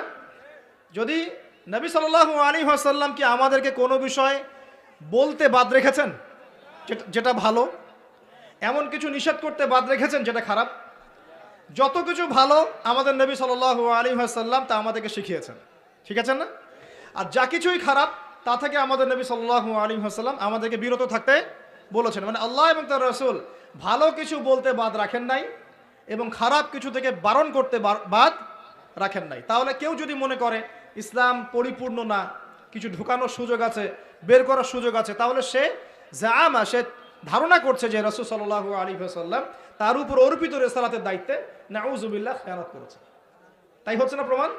এবং সে দাবি করতে চাচ্ছে যে সে ইসলাম নবীর চেয়ে, সাহাবীদের চেয়ে ভালো বোঝে, তারা যেটা করেন নাই সে সেটা করছে। তার মানে কি? সে ধারণা করছে যে আমি রাসূলের চাইতে, সাহাবীদের চাইতে দিন বেশি বুঝি, তাই না? রাসূলুল্লাহ সাল্লাল্লাহু আলাইহি ওয়াসাল্লাম 15ই শাবানে হালুয়া রুটি খেয়েছেন নাকি? এবং সবাইকে এটা খাওয়ার ট্রেডিশন তৈরি করে দিয়েছেন নাকি? রাসূলুল্লাহ সাল্লাল্লাহু আলাইহি ওয়াসাল্লাম তার নিজের জন্মদিন পালন করেছেন নাকি? সাহাবায়ে কেরাম রাদিয়াল্লাহু আনহুম কেউ কোনোদিন করেছে নাকি? এরকম অসংখ্য ঘটনা আছে, অসংখ্য, যেগুলো আমাদের সমাজে অহরহ চলছে কি চলছে না? তো যখন এগুলোতে আমরা আমল করতে শুরু করব, তার মানে আমি এটা প্রমাণ করতে চাচ্ছি যে আমি নবীর চাইতে, সাহাবীদের চাইতে দিন বেশি বুঝি। নাউযুবিল্লাহ। এবং নবী সাল্লাল্লাহু আলাইহি ওয়াসাল্লাম দিন পরিপূর্ণ করে প্রতিষ্ঠা করে যান নাই, আমি একটু বেশি বুঝি, এখানে একটু ঢোকানোর সুযোগ আছে, বের করার সুযোগ আছে, মানে নবী খেয়ানত করেছেন, আমি আমানতদারিতার পরিচয় দিচ্ছি। নাউযুবিল্লাহ। আস্তাগফিরুল্লাহ ওয়া আতুবু ইলাইহি, এরকম প্রমাণ করতে চাচ্ছি আমরা। প্রিয় ভাইরা, এক নম্বরে শিখি আগে যে দিন পরিপূর্ণ, এখানে ঢোকানোর সুযোগ নাই, বের করার কোনো সুযোগ নাই। এখন মডারেশন শুরু হয়েছে, দি মডারেশন অফ ইসলাম, মানে ইসলামকে মডারেট করা হচ্ছে আর কি। মানে ইসলাম ঠিক আছে মানি, কিন্তু সুদটা একটু বেশি বাড়াবাড়ি মনে হয়, এটা বাদ দিলে হয় না, এরকম চিন্তা। ইসলাম মানি ঠিক আছে, কিন্তু পর্দার ক্ষেত্রে একটু শিথিলতা আনলে কি সমস্যা, এরকম মনে হয়। ইসলাম মানি ঠিক আছে, কিন্তু ইসলামের শরিয়া লজ, হাত কেটে ফেলা, আবার জেনা করলে বেত্রাঘাত করা, হ্যাঁ, ব্যভিচার করলে রজম করা, এগুলো তো এই যুগে চলে কিনা, মানে এরকম থিঙ্কিংস আমাদের মধ্যে আসছে কিনা, এখন ঢোকানো হচ্ছে কিনা এগুলা। তাই ইসলাম মানি মডারেট করতে হবে। নামাজ পড়বো, কিন্তু হ্যাঁ মডারেট মুসলিম, আমি নামাজও পড়ি, আবার হিন্দু, বৌদ্ধ, খ্রিস্টান, অন্য ধর্মের এইগুলোর সাথে একাত্মতা পোষণ করি, হ্যাঁ, 4 ধর্ম মিলে একটা মানব ধর্ম বানাচ্ছি, ঠিক আছে। কেউ বলছে নবী সাল্লাল্লাহু আলাইহি ওয়াসাল্লাম নাকি শেষ নবী নন, আরও নবী আসতে পারে, নাউযুবিল্লাহ। কেউ বলছে যে ওলামায়ে কেরাম কিছুই বোঝে না, সে একাই সব বুঝে, হ্যাঁ। কেউ বলছে তাবলিগ জামাতের ইজতেমায় গেলে মানুষের ঈমান চলে যাবে, বলছে কিনা এগুলা কথা, অনেক কথাই শুনছি আমরা এখন। কেউ বলছে লা ইলাহা ইল্লাল্লাহ কালিমা একবার পড়লেই হবে, আমলের কোনো প্রয়োজন নাই। আবার কেউ বলছে কবিরা গুনাহ করলেই সে কাফের হয়ে যায়, তাকে হত্যা করা যায়। আবার কেউ বলছে যে আলী রাদিয়াল্লাহু আনহুর মর্যাদা নবী সাল্লাল্লাহু আলাইহি ওয়াসাল্লামের চাইতেও বেশি, নাউযুবিল্লাহ। কেউ বলছে আরও নবী আসতে পারে, গোলাম আহমেদ কাদিয়ানিও একজন। কত মানুষ কত কথা বলছে। কেউ বলছে ভাগ্য বলতে কিছু নাই, মানুষ নিজেই তার ভাগ্যের নিয়ন্ত্রণ। কেউ বলছে ভাগ্যই সব, মানুষের কর্মের কোনো স্বাধীনতা নাই, চুরি করে মানুষ এই কারণেই আল্লাহ লিখে রাখছেন তাই, নাউযুবিল্লাহ। এরকম অনেকেই। কেউ বলছে যে যুক্তি দিয়ে ইসলাম মানতে হবে, যুক্তি বিজ্ঞান দর্শন দিয়ে যে জ্ঞানটা পাবো এটাই জ্ঞান, আল্লাহ পাকের ওহীর জ্ঞান চূড়ান্ত নয়, যুক্তি বিজ্ঞান দর্শন দিয়ে যা আসবে সেটাই জ্ঞান। কত রকম মানে মডারেশন চলে আসছে আমাদের মধ্যে, এখন আসছে কি না? এখন প্রথমে আগে হজম করতে হবে ইসলামটা আল্লাহ পাক পরিপূর্ণ করেছেন, কার মাধ্যমে? নবী সাল্লাল্লাহু আলাইহি ওয়াসাল্লামের মাধ্যমে। কিসের দ্বারা? কোরআনের দ্বারা এবং হাদিসের দ্বারা, কোরআন এবং সুন্নাহর দ্বারা। এরপর সাহাবায়ে কেরাম তার উপর আমল করে দেখিয়েছেন, তার পরের জেনারেশন আমল করে দেখিয়েছেন, 4 ইমামগণ আমল করে দেখিয়েছেন, মুহাদ্দিসিন কেরাম আমল করে দেখিয়েছেন, যত বরেণ্য ওলামায়ে কেরাম প্রত্যেক যুগে যুগে তারাও কিন্তু আমল করে দেখিয়েছেন। পরবর্তী জেনারেশনের ক্ষেত্রে গিয়ে কিছু কিছু ইখতিলাফ এসেছে, ফিকহি মাসআলা ইখতিলাফ এসেছে। এই ইখতিলাফগুলো এখন পর্যন্ত আছে, এই ইখতিলাফগুলো থাকবে, কিন্তু এর কারণে আমরা কখনো বিভক্ত হয়ে যাব না ইনশাআল্লাহ। ইখতিলাফ থাকতে পারে, ফিকহি মাসআলা ইখতিলাফ থাকতে পারে, এর ফলশ্রুতিতে আমরা কখনো বিভক্ত হয়ে যাব না ইনশাআল্লাহু তাআলা। এবারে আসেন, আল্লাহ পাক বলছেন এই পরিপূর্ণ দিন বাদ দিয়ে অন্য দিন যদি কেউ তালাশ করে কবুল করা হবে কিনা, একটা বড় প্রশ্ন কিনা। উত্তর আল্লাহ পাক দিচ্ছে সূরা আলে ইমরানে গিয়ে 85 নম্বর আয়াতে। আল্লাহ পাক বলছেন ওয়া মান ইয়াবতাগি গায়রাল ইসলামি দীনান ফালা ইউকবালা মিন, কেউ যদি ইসলাম নামক এই পরিপূর্ণ জীবন ব্যবস্থাকে বাদ দিয়ে অন্য কোনো দিন তালাশ করে, অন্য কোনো কোড অফ লাইফ তালাশ করে, ফালা ইউকবালা মিন, তার কাছ থেকে কোনো ফরজ নফল কোনো আমলই কবুল করা হবে না। কবুল করা হবে? আচ্ছা, তারপরে আল্লাহ পাক বলছেন ইন্না দীনা ইনদাল্লাহিল ইসলাম, এই সূরার 19 নম্বর আয়াতে। আমার কাছে আল্লাহ পাক বলছেন নিশ্চয় আল্লাহর কাছে একমাত্র গ্রহণযোগ্য দিনের নাম কি? ইসলাম। ইসলাম একমাত্র দিন, সেটা আবার পরিপূর্ণ, এটা বাদ দিয়ে অন্য কোনো দিন তালাশ করলে কবুল হবে না। Concept clear? এবার সামনে যাই, পরিপূর্ণ মানে কি? পরিপূর্ণ অর্থটাকে এটাও তো বুঝতে হবে। পরিপূর্ণ মানে শর্ট করে বলি, আমাদের জীবনে 5টা থেকে 6টা ডিপার্টমেন্ট থাকে, একটু বোঝেন। একটা ডিপার্টমেন্ট হচ্ছে আমাদের ইবাদত বন্দেগীর ডিপার্টমেন্ট, মানে আমরা এখানে নামাজ পড়ি, রোজা রাখি, হজ জাকাত এগুলো করি, আমরা তাসবিহ তাহলিল জিকির আজগার এগুলো করি, ইবাদত বন্দেগী করি, আল্লাহর জিকির, তাসবিহ তাহলিল, দান সাদাকা, নামাজ রোজা, হজ জাকাত ইত্যাদি। এগুলো হচ্ছে আমাদের ইবাদত বন্দেগীর ডিপার্টমেন্ট, 1 নম্বর। 2 নম্বর আমাদের পারিবারিক ডিপার্টমেন্ট আছে, আমরা পরিবার চালাই, বিয়ে শাদী করি, হ্যাঁ, স্ত্রী সন্তান লালন পালন ভরণ পোষণ দেয় ইত্যাদি, এই পরিবারের মধ্যে দিনের আমরা চর্চা করি, এটা পারিবারিক ডিপার্টমেন্ট। 3 নম্বর হচ্ছে সোশ্যাল, আমরা সামাজিক জীব, সমাজে আমরা একে অপরের সাথে মেলামেশা করি, সামাজিক বিষয়গুলো ডিল করি, এটা আমাদের সামাজিক জীবন। 4 নম্বর আমাদের পলিটিক্যাল লাইফ আছে, মানুষ কিন্তু খলিফা, আল্লাহ পাকের কি? খলিফা, আল্লাহ পাকের জমিনে সে খলিফার দায়িত্ব পালন করবে। যদি আল্লাহর বিধান অনুযায়ী করে তাহলে আল্লাহর খলিফা, যদি শয়তানের বিধান অনুযায়ী করে তাহলে শয়তানের খলিফা। কথা ক্লিয়ার? যদি আল্লাহ পাকের বিধান অনুযায়ী করে তাহলে আল্লাহর খলিফা, যদি শয়তানের বিধান অনুযায়ী করে তাহলে শয়তানের খলিফা। তখন খলিফার কনসেপ্ট থাকবে। তো পলিটিক্যাল লাইফে ইসলামিক কিছু হেদায়েত আছে, এটা আমাদের পলিটিক্যাল লাইফ। 5 নম্বর হচ্ছে আমাদের কালচারাল লাইফ, আমরা সাংস্কৃতিক জীবন আছে আমাদের, সাংস্কৃতিক ক্ষেত্রে আমরা বিভিন্ন ক্ষেত্রে বিভিন্ন কাজ করি, আমাদের কৃষ্টি কালচার সংস্কৃতি আছে। তো আপনাকে আমি বুঝালাম যে আমাদের জীবনের ডিপার্টমেন্ট কয়টা ভাই? মোটামুটিভাবে 6টা। 1 নম্বর ইবাদত বন্দেগীর জীবন, ইবাদত বন্দেগীর জীবনে কোরআন এবং সুন্নায় 100% হেদায়েত আছে কি নাই? কথা বলেন এবার, আছে কি নাই? আচ্ছা। 2 নম্বর আমাদের পারিবারিক জীবনের হেদায়েতগুলো কোরআন সুন্নায় আছে কি নাই? আছে না নাই? আচ্ছা, খেয়াল করবেন কোনটা নাই। 3 নম্বর আমাদের সোশ্যাল জীবন, সামাজিক জীবনের হেদায়েত কোরআন সুন্নায় আছে না নাই? 4 নম্বর আমাদের পলিটিক্যাল হেদায়েতগুলো কোরআন সুন্নায় পাওয়া যায় কি যায় না? 5 নম্বর আমাদের কালচারাল জীবনের হেদায়েত পাওয়া যায় কি যায় না? 6 নম্বর আমাদের ইকোনমিক জীবন, ইকোনমিক লাইফ, অর্থনৈতিক জীবনের হেদায়েত কোরআন এবং সুন্নাহ দিয়েছে কি দেয় নাই? তাহলে জীবনের প্রতিটা ক্ষেত্রের হেদায়েত কোরআন এবং সুন্নায় আছে না নাই? এখন প্রশ্ন হচ্ছে আপনি মানবেন কি মানবেন না? এখন প্রশ্ন হচ্ছে আপনি মানবেন কি মানবেন না? যদি মানেন দুনিয়াতে সফল, পরকালে জান্নাত। যদি না মানেন দুনিয়াতে পার পেয়ে যেতে পারেন, পরকালে জাহান্নাম। কথা পরিষ্কার? যদি মানেন দুনিয়াতে সফল, পরকালেও জান্নাত ইনশাআল্লাহু তাআলা। যদি না মানেন দুনিয়ায় পার পেয়ে যেতে পারেন, পরকালে পার পাওয়া যাবে না। পরকাল দূরের কথা, কবরেও পার পাওয়া যাবে না। কবরে আল্লাহ রাব্বুল আলামিন প্রশ্ন করবেন, ফেরেশতাদেরকে দ্বারা প্রশ্ন করাবেন। কি প্রথমটা? মান রব্বুক, তোমার রবকে। দুনিয়াতে কেউ যদি আল্লাহর সাথে শিরক করে থাকে সে কখনোই মান রব্বুক উত্তর দিতে পারবে না। দ্বিতীয় প্রশ্ন করা হবে মা দীনুক, এই দিন ইসলামকে যদি পরিপূর্ণরূপে কেউ গ্রহণ না করে, বিশ্বাস পোষণ না করে এবং আমলের চেষ্টা না করে, সে মা দীনুক উত্তর দিতে পারবে না। প্রশ্ন করা হবে মান হাযার রাজুল বুইসা ফীকুম, এই ব্যক্তিকে যাকে তোমাদের কাছে পাঠানো হয়েছে, সে যদি পৃথিবীতে দুনিয়ার জীবনে রাসূল সাল্লাল্লাহু আলাইহি ওয়াসাল্লামের সুন্নাহর উপর জীবন না গড়ে বা গড়ার চেষ্টা না করে, সে উত্তর দিতে পারবে না যে তিনি হচ্ছেন মুহাম্মদ রাসূলুল্লাহ সাল্লাল্লাহু আলাইহি ওয়াসাল্লাম। তাহলে আমরা শিখতে পারলাম এই পর্যন্ত যে ইসলাম একটা পরিপূর্ণ জীবন ব্যবস্থা। পরিপূর্ণ মানে জীবনের প্রতিটা ডিপার্টমেন্টের হেদায়েত আছে। আর জীবনকে আমরা 6টা ভাগে ভাগ করলাম, দেখলাম যে কুরআন সুন্নাহয় হ্যাঁ প্রত্যেকটা বিষয়ের হেদায়েত আছে। আপনি ব্যক্তি জীবনের হেদায়েত চান, এই যে আয়াত, ইয়া আইয়ুহাল্লাযীনা আমানুত্তাকুল্লাহ হাক্কা তুকাতিহি ওয়া লা তামুতুন্না ইল্লা ওয়া আনতুম মুসলিমুন। ব্যক্তি জীবনে পরিপূর্ণ মুসলিম না হয়ে মৃত্যুবরণ করো না। পাওয়া গেল ব্যক্তি জীবনের হেদায়েত।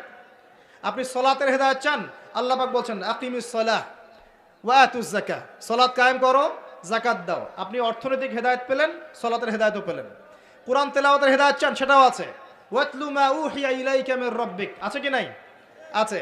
আপনি এখন চাচ্ছেন যে পারিবারিক হেদায়েত চাচ্ছি আমি, সূরা তাহরিম খোলেন, 6 নম্বর আয়াত পড়ে দেখেন, আল্লাহ পাক বলছেন কু আনফুসাকুম ওয়া আহলিকুম নারা, নিজে জাহান্নামের আগুন থেকে বাঁচো, পরিবারবর্গকে বাঁচাও। আপনি চাচ্ছেন যে আপনি অর্থনৈতিক হেদায়েত চাচ্ছেন, আল্লাহ পাক বলছেন দেখুন ফাআহাল্লাহুল বাইআ ওয়া হাররামার রিবা, আল্লাহ ব্যবসা হালাল করেছেন, সুদকে হারাম করেছেন। কোন ডিপার্টমেন্ট চান? সবকিছু এখানে আছে। দিন প্রতিষ্ঠা করতে চান, আল্লাহ পাক সূরা সফে বলছেন হুয়াল্লাযী আরসালা রাসূলাহু বিল হুদা ওয়া দীনিল হক লিইয়ুযহিরাহু আলা দীনি কুল্লি। দিন কায়েম করতে চান, আল্লাহ পাক বলছেন, কি বলছেন? ইন তানসুরুল্লাহ ইয়ানসুরুকুম ওয়া ইউসাব্বিত আকদামাকুম। আপনি দায়িত্ব অবহেলা করেছেন, আল্লাহ পাক বলছেন ওয়া ইন তাতাওয়াল্লাউ ইস্তাবদিল কওমান গায়রাকুম। উম্মার ঐক্য চান, আল্লাহ বলছেন ওয়া আতাসিমু বিহাবলিল্লাহি জামিআন ওয়া লা তাফাররাকু। একটা মানে আহলুস সুন্নাহ ওয়াল জামাআহ বা একটা নির্ভেজাল একটা দল চান দাওয়াতের জন্য, আল্লাহ বলছেন ওয়াল তাকুম মিনকুম উম্মাহ ইয়াদউনা ইলাল খায়র ওয়া ইয়া'মুরুনা বিল মা'রুফ ওয়া ইয়ানহাউনা আনিল মুনকার।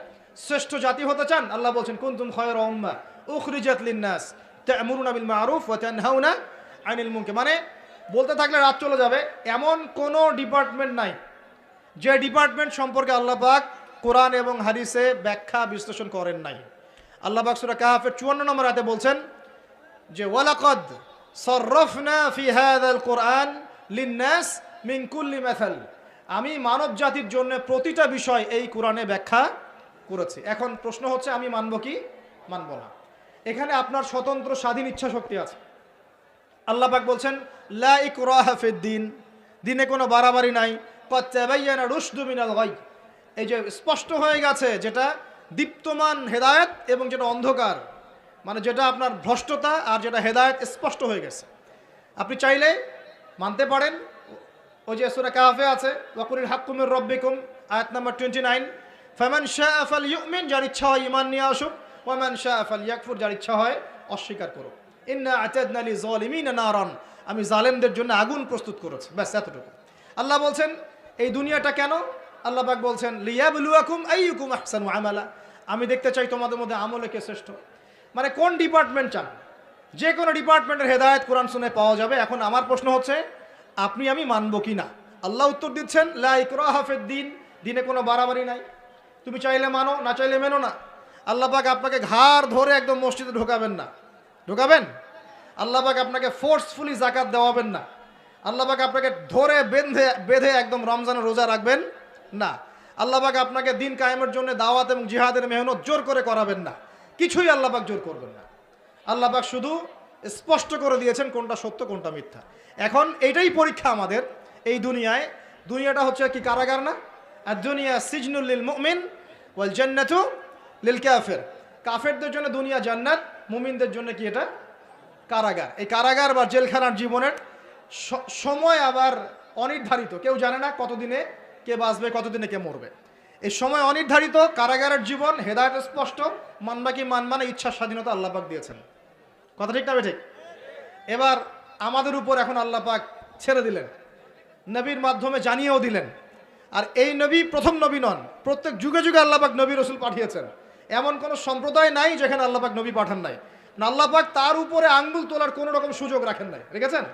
কেউ বলতে পারবে না যে আমি জানি নাই, আমি মেসেজ পাই নাই, আমাদের নবী আসে নাই, আমাদের কাছে আসমানি কিতাব আসে নাই। কেউ বলতে পারবে না, পারবে? পারবে না। এখন আমাদের চয়েস। এখন আমরা কি পরিপূর্ণ ইসলাম পালন করতে চাইবো না চাইবো না? এবার কথা বলেন, আমরা কি পরিপূর্ণ ইসলাম পালন করব না করব না? যদি পরিপূর্ণ ইসলাম পালন করতে চাই তাহলে কয়েকটা বিষয়। এক, একটু মনোযোগ দেন, পরিবেশ নষ্ট করেন না। 1 নাম্বার, আমাদের সবাইকে আল্লাহ পাকের তাওহীদ লা ইলাহা ইল্লাল্লাহর উপর থাকতে হবে এবং সুন্নাত মুহাম্মদুর রাসূলুল্লাহর উপর থাকতে হবে। পারবো ইনশাআল্লাহ? 2 নাম্বার, আমাদের সবাইকে ইবাদত বন্দেগীর জীবনের সমস্ত ইবাদত নবীর তরিকায় করার চেষ্টা করতে হবে। আল্লাহ পাক তৌফিক দান করুন, আমিন। আমাদের সবাইকে অর্থনৈতিক জীবনে গিয়ে আবার হারামখোর হওয়া যাবে না, হালাল রিজিক অন্বেষণ করতে হবে। আল্লাহ পাক তৌফিক দান করুন, বলি আমিন। ইভেন পলিটিক্যাল লাইফে গিয়েও চেষ্টা করতে হবে আল্লাহর বিধানগুলো অনুযায়ী মানুষের মাঝে বিচার ফয়সালা করার জন্য। আল্লাহ পাক তৌফিক দান করুন, বলি আমিন। এবং সর্বোপরি দুনিয়া আখিরাতের যতগুলো ক্ষেত্র আছে, এই প্রতিটা ক্ষেত্রে রাসূলুল্লাহ সাল্লাল্লাহু আলাইহি ওয়াসাল্লামের দেখানো আদর্শ এবং তরিকা অনুযায়ী চলতে পারলে কবরেও শান্তি, দুনিয়াতেও সফল, হাউজে কাউসারের পানিও পাবো ইনশাআল্লাহ, রাসূল সাল্লাল্লাহু আলাইহি ওয়াসাল্লামের সুপারিশও পাবো ইনশাআল্লাহ, তার সাথে জান্নাতে থাকতেও পারবো ইনশাআল্লাহ। এবার দুটো দিকে ফোকাস করে আমি আলোচনা গোটাবো, খুব খেয়াল রাখেন, একটু মনোযোগ দেন, এই জায়গাটা খুব ইম্পর্টেন্ট। এই পুরো মিশনে শয়তান আমাদেরকে দুটো দিকে বেশি বিভ্রান্ত করছে। কয়টা দিক? দুটো দিক। এক, তারা শয়তান এবং তার অনুসারীদের কথা বলছি, তারা মুসলিমদেরকে জান্নাতের পথ থেকে সরিয়ে দেওয়ার জন্য 1 নাম্বার যেটা অস্ত্র হিসেবে নিয়েছে তা হলো শিরক। কি নাম? মানে শিরক যদি মুসলিমদেরকে করানো যায় তাহলে সে আল্লাহ পাকের রহমত থেকে বেরিয়ে যাবে। কারণ আল্লাহ রাব্বুল আলামিন একটা ওয়াদা করেছেন। কি ওয়াদা? আল্লাহ পাক তার নবীকে বলেছেন, তোমার উম্মতের মধ্যে কোনো ব্যক্তি যদি, হে মুহাম্মদ সাল্লাল্লাহু আলাইহি ওয়াসাল্লাম, তোমার উম্মতের কোনো ব্যক্তি যদি আসমান জমিনের সমান গুনাহ নিয়ে আমার সামনে দাঁড়ায় কিন্তু তার আমল নামায় কোনো শিরকের পাপ নাই, আমি আল্লাহ তার সামনে আসমান জমিন সমান রহমত নিয়ে হাজির হব ইনশাআল্লাহ। সুবহানাল্লাহ পড়বেন না? মানে এই উম্মতের কোনো ব্যক্তি যদি শিরিক মুক্ত আমল নামা নিয়ে আল্লাহর সাথে সাক্ষাৎ করে ইনশাআল্লাহ সে জান্নাতে যাবেই যাবে ইনশাআল্লাহ। একদিন না একদিন সে জান্নাতে যাবেই যাবে ইনশাআল্লাহ। কিন্তু কারো আমল নামায় যদি শিরকের পাপ থাকে তাহলে আল্লাহ পাক বলছেন, ইন্নাল্লাহা লা ইয়াগফিরু আন ইউশরাকা বিহি ওয়া ইয়াগফিরু মা দুনা যালিকা লিমান ইয়াশা। আল্লাহ পাক তার সাথে শিরকের গুনাহ মাফ করেন না, এছাড়া যে কোনো গুনাহ যাকে ইচ্ছা মাফ করতে পারেন। একটা হাদিসে নবীজি বলছেন, যদি কেউ চুরিও করে, জেনাও করে, কিন্তু শিরক মুক্ত আমল নিয়ে আল্লাহর সামনে দাঁড়ায়, আল্লাহ তাকেও মাফ করে দিবে ইনশাআল্লাহ তাআলা। এটাই সেই হাদিসের ব্যাখ্যা আসলে। লা ইলাহা ইল্লাল্লাহ, যে ব্যক্তি মন থেকে পড়েছে, কলবের মধ্যে সরিষা দানা পরিমাণ ঈমান আছে, মানে শিরকের পাপ করে নাই, ইনশাআল্লাহ তাআলা আল্লাহ পাক তাকে জান্নাত দিবেন একদিন না একদিন ইনশাআল্লাহ। আল্লাহ পাক তাকে শাস্তি দিতে পারেন, মাফ করাতে পারেন, কিছু আযাব দিয়ে হলেও আল্লাহ পাক তাকে জান্নাতে দিবেন ইনশাআল্লাহ তাআলা। এখন প্রশ্ন হচ্ছে, তাহলে সহিহ বুখারীর এই হাদিসটা কেমন? কোন হাদিস? নবী সাল্লাল্লাহু আলাইহি ওয়াসাল্লাম বলছেন, এই হাদিসটা আসছে বুখারীতে 4 বার, একবার না কিন্তু 4 বার। নবীজি বলছেন, কিয়ামতের দিনে, মনোযোগ দেন প্রিয় ভাই, কিয়ামতের দিনে আদম আলাইহিস সালামকে ডেকে আনা হবে। ডেকে বলা হবে, তোমার সন্তান যারা আছে, আদম সন্তান, তাদের মধ্য থেকে তুমি জাহান্নামীদেরকে আলাদা করে ফেলো। আদম আলাইহিস সালাম বলবেন, হে আল্লাহ, কতজনকে আলাদা করো? আল্লাহ পাক বলবেন, প্রতি 1000-এ 999 জনকে জাহান্নামের জন্য আলাদা করে দাও। নাউযুবিল্লাহ বলবেন না? প্রতি 1000-এ 999 জনকে জাহান্নামের জন্য আলাদা করে দাও। সহিহ বুখারীতে 4 বার আসে, একবার না, 4 বার। এবার সাহাবীরা কিন্তু একটু বিচলিত হয়ে পড়লেন। তিনি বলেন, ইয়া রাসূলুল্লাহ, তাহলে কিভাবে হবে? নবী সাল্লাল্লাহু আলাইহি ওয়াসাল্লাম বলছেন, আশ্বস্ত হও, জান্নাতীদের কাতার হবে 120টা। কয়টা? 120টা। তার মধ্যে 80টা কাতার হবে আমার উম্মতে মুহাম্মাদের ইনশাআল্লাহ। এবং এই হাদিসটাও শোনালেন যে, যে ব্যক্তি এই উম্মতের মধ্যে আল্লাহর সাথে শিরক না করে মারা যাবে, আল্লাহ পাক তাকে মাফ করে দেবেন ইনশাআল্লাহ। তাহলে প্রশ্ন, এত পার্সেন্টেজ, হিউজ পার্সেন্টেজ মানুষ কেন তাহলে জাহান্নামে যাচ্ছে? তাদের আমল নামায় কোন পাপটা থাকতে পারে যার কারণে তারা জাহান্নামে যাচ্ছে? উত্তর দেন দেখি। আল্লাহ পাক কিন্তু বলে দিয়েছেন, আল্লাহ পাক শিরক ছাড়া যে কোনো গুনাহ যাকে ইচ্ছা মাফ করতে পারেন। তাহলে এত বেশি মানুষ কেন জাহান্নামে যাচ্ছে? উত্তর, তাদের আমল নামায় কোন পাপ থাকতে পারে? শিরক। এবার আসেন, ইবলিস এবং তার অনুসারীরা উম্মতে মুহাম্মাদিকে বিভ্রান্ত করার জন্য এই শিরকের একটা ব্যাপক সয়লাব ছড়িয়ে দিয়েছে সমাজের মধ্যে। আমি খুব শর্ট করে বোঝাবো। আরেকটা হাদিস বলবো তার আগে আপনাকে, সেটা হলো, এই উম্মতের 70,000 মানুষ কিন্তু আবার বিনা হিসেবে জান্নাতে যাবে। এই উম্মতের 70,000 মানুষ বিনা হিসেবে জান্নাতে যাবে, যারা 1 নাম্বার পাখি উড়িয়ে ভাগ্য গণনা করে না। যারা পাখির সাথে ভাগ্য গণনা করে, শিরকের সাথে সম্পর্ক আছে কি নাই? আচ্ছা, যারা আগুনের সেকা টাকা দিয়ে আগুনের উল্কি অঙ্কন করে চিকিৎসা পদ্ধতি গ্রহণ করে না, যারা হারাম অবৈধ কোনো ঝাড়ফুঁক গ্রহণ করে না, এই যে তাবিজ কবজ কবিরাজি করে না, কুফরি কালাম করে ঝাড়ফুঁক করছে না, এগুলো করে না, যারা সর্বাবস্থায় আল্লাহর উপর তাওয়াক্কুল করে, 70,000 এমন মানুষ বিনা হিসেবে জান্নাতে যাবে ইনশাআল্লাহ। এটাও মাথায় নেন। এবার সামনে আসেন, ইবলিস এবং তার অনুসারীরা কিভাবে শিরক ছড়িয়েছে, কয়ভাবে? উত্তর 3 ভাবে। কয়ভাবে? 3 ভাবে। আশ-শিরকু ফিল আকীদা, শিরক ছড়িয়েছে বিশ্বাসের মধ্যে। যেমন কিছু মানুষ বিশ্বাস করে এখনও এই যুগে, এবং এই যুগেরও এদের সংখ্যা বেশি, তারা বিশ্বাস করে যে আল্লাহ এই মহাবিশ্ব সৃষ্টি করেন নাই, এই মহাবিশ্ব সৃষ্টি হয়েছে বিগ ব্যাং থেকে। এই কনসেপ্টে মানুষ নাই। কোরআনে সূরা আম্বিয়ার মধ্যে একটা কথা আছে, আওয়ালাম ইয়ারাল্লাযীনা কাফারু আন্না আস-সামাওয়াতি ওয়াল আরদা কানাতা রাতকান ফাফাতাকনাহুমা। আল্লাহ পাক বলছেন, কাফেররা কি লক্ষ্য করে দেখে না যে আসমান সমূহ এবং জমিন একটা বিন্দুর মধ্যে ছিল একত্রিত, আমি এটাকে বিচ্ছিন্ন করে দিয়েছি। যদি তারা বলেও যে বিগ ব্যাং থেকে সব সৃষ্টি হয়েছে, আমরা বলবো এই বিগ ব্যাং এর স্রষ্টা হচ্ছেন আল্লাহ রাব্বুল আলামিন। কথা বুঝতে পারছেন? তো এই যে চিন্তা ওদের যে আল্লাহ বলতে কেউ নাই, এটা শিরক কিনা? কেউ কেউ চিন্তা করছে যে আল্লাহ আছেন, আরও উপাস্য আছে, যেমন আল্লাহ, তার সন্তান নাউজুবিল্লাহ ঈসা আলাইহিস সালাম এবং পবিত্র আত্মা রুহুল কুদুস। এই সংখ্যায় লোক আছে কি নাই? এদের সংখ্যা কত বিশ্বে? 300-400 কোটি হবে কি না? না না, আরো কম হবে, হয়তো বেশি বলে ফেলছে, মানে কোটি তো হবেই, 100 কোটির তো বেশি হবে নাকি? সারা বিশ্বে মুসলিমদের সংখ্যা বেশি না খ্রিস্টানদের? খ্রিস্টানদের মধ্যে এক শ্রেণীর খ্রিস্টান, তারা সবাই বলে না, এক শ্রেণীর খ্রিস্টান বলে যে আল্লাহ 3 জন, 3 ইলায় বিশ্বাস করে, 3 খোদায় বিশ্বাস করে। এই কয়েকদিন আগে বলেছি আমরা, কি নাউজুবিল্লাহ বলেছে, মেরি ক্রিসমাস বলেছে না, 25শে ডিসেম্বর, এবং মুসলিমরাও এর সাথে একাত্মতা প্রকাশ করেছে। আস্তাগফিরুল্লাহ ওয়া আতুবু ইলাইহি। সূরা মারিয়ামে আল্লাহ পাক বলছেন, তারা এমন একটা কথা বলে, ওয়াকালু ইত্তাখাযাল্লাহু ওয়ালাদা, তারা বলে আল্লাহ সন্তান গ্রহণ করেছেন। নাউজুবিল্লাহ।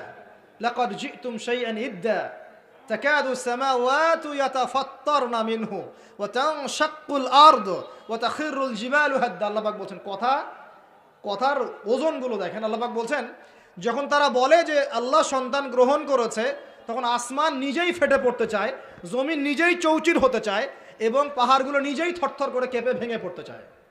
যদি আল্লাহ পাক এদেরকে ক্ষমতা দিতেন, যে ইচ্ছার স্বাধীনতা দিতেন, হ্যাঁ করো, তাহলে আসমান ফেটে পড়তো। এখন যখন আমরা বলছি যে মেরি ক্রিসমাস, আসমান ফেটে পড়তো।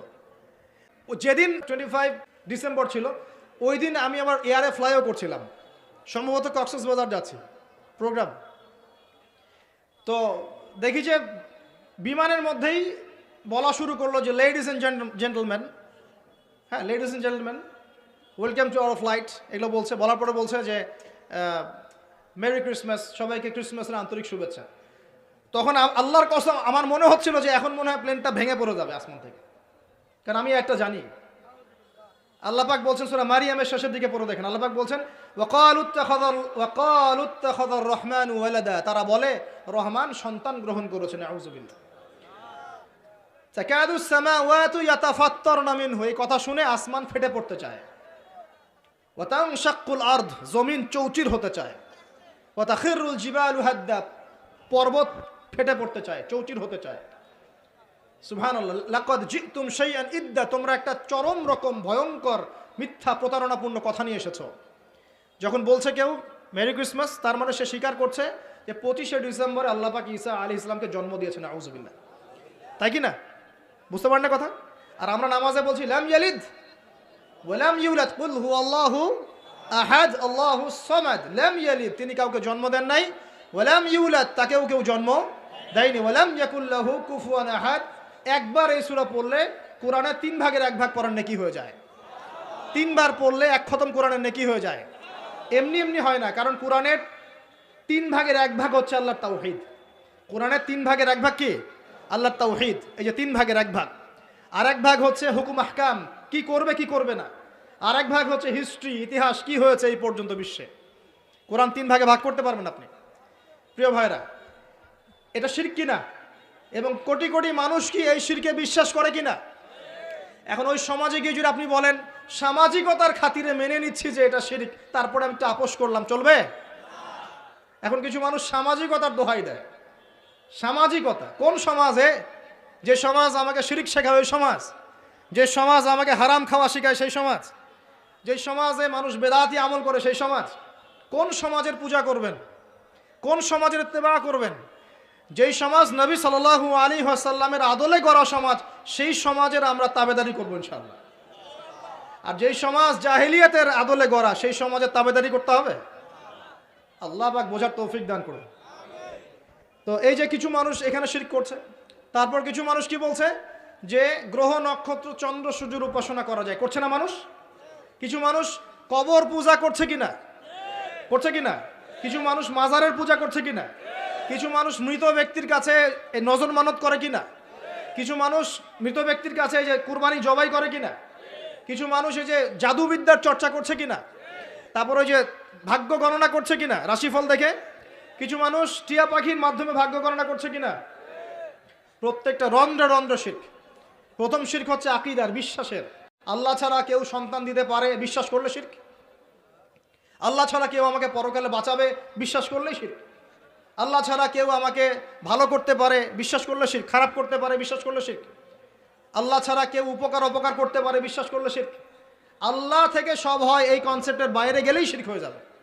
সব কিছু কার থেকে হয়? তো এই যে লা ইলাহা ইল্লাল্লাহ একটা আকীদার বিষয়। প্রথমে আকীদার মধ্যে শিরক ঢুকেছে, একটা শিরক ঢুকেছে আমলের মধ্যে। আর শিরকু ফিল আমাল, আমলগুলোর মধ্যে কীরকম? এই যে আল্লাহ বাদ দিয়ে অন্য কাউকে সেজদা করা, আল্লাহ বাদ দিয়ে অন্য কারোর জন্য নজর মানত করা, আল্লাহ বাদ দিয়ে অন্য কারোর জন্য এই যে আপনি কুরবানি করছেন, হ্যাঁ, আল্লাহ ছাড়া অন্য কারোর কাছে দোয়া করছেন, সবই শিরক। এই যে আপনি হাতের মধ্যে একটা বালা পরে আছে, বালাটা খুলতে বললে খোলেন না। কেন খোলেন না? আপনার ধারণা এটা খুলে ফেললে আপনার ক্ষতি হবে, রোগ আর ভালো হবে না। এই যে আকীদা, শিরকি আকীদা, শিরকি আকীদা, টাটকা শিরকি আকীদাটা।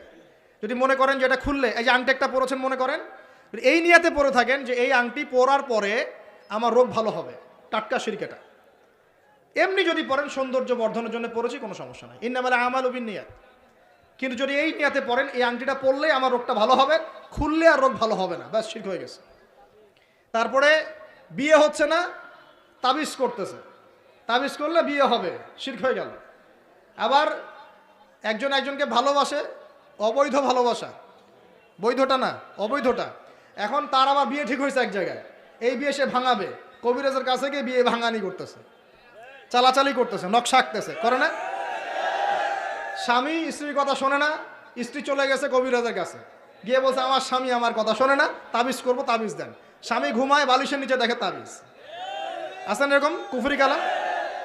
সবই শিরক। কেউ জাদুবিদ্যার চর্চা করতেছে মানুষ এখন। এবং বিশ্বাস করেন, আমি একটা নিউজ দিই আপনাদেরকে, এখন বিশ্বের একটা অংশের মানুষ সত্যি সত্যি ব্ল্যাক ম্যাজিক বা কালো জাদু করে।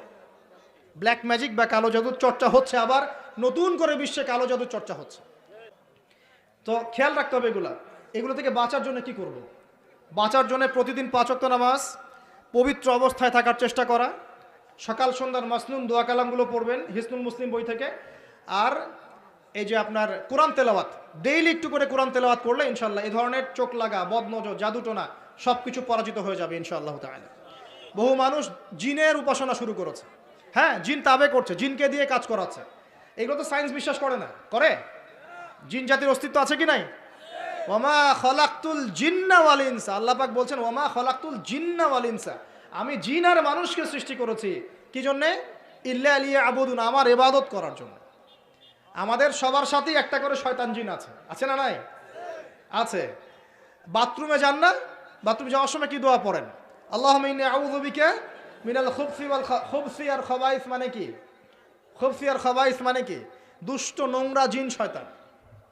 তো সুলাইমান আলাইহিস সালামের যুগ থেকে জাদুবিদ্যার চর্চা চলে আসছে, এবং আমাদের নবী মুহাম্মদ সাল্লাল্লাহু আলাইহি ওয়াসাল্লামকেও কিন্তু জাদু করা হয়েছিল, জানেন এটা? আমাদের নবী সাল্লাল্লাহু আলাইহি ওয়াসাল্লামের মাথার চুল মোবারককে নিয়ে জাদু করেছিল মহিলা, ঠিক আছে? এই জাদুর অস্তিত্ব ছিল একটা কূপের নিচে। আলী রাদিয়াল্লাহু আনহু গিয়ে সেটাকে খুঁজে বের করেন, রাসূল সাল্লাল্লাহু আলাইহি ওয়াসাল্লামের সামনে ওটা ধ্বংস করে দেওয়া হয়।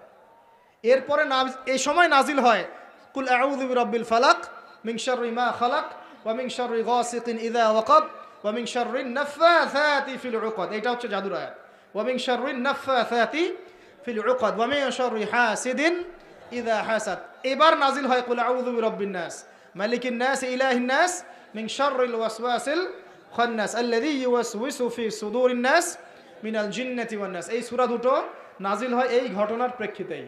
আমরা তো শানে নজুল অনেকে জানি না, তো এগুলো এখন শিরকি আকীদা আমাদের সমাজে চলছে। আবার একটা কি, কথার মধ্যে শিরক চলছে। কথা আমরা বলছি আমরাই সমস্ত ক্ষমতার অধিকারী, বলছে কি না?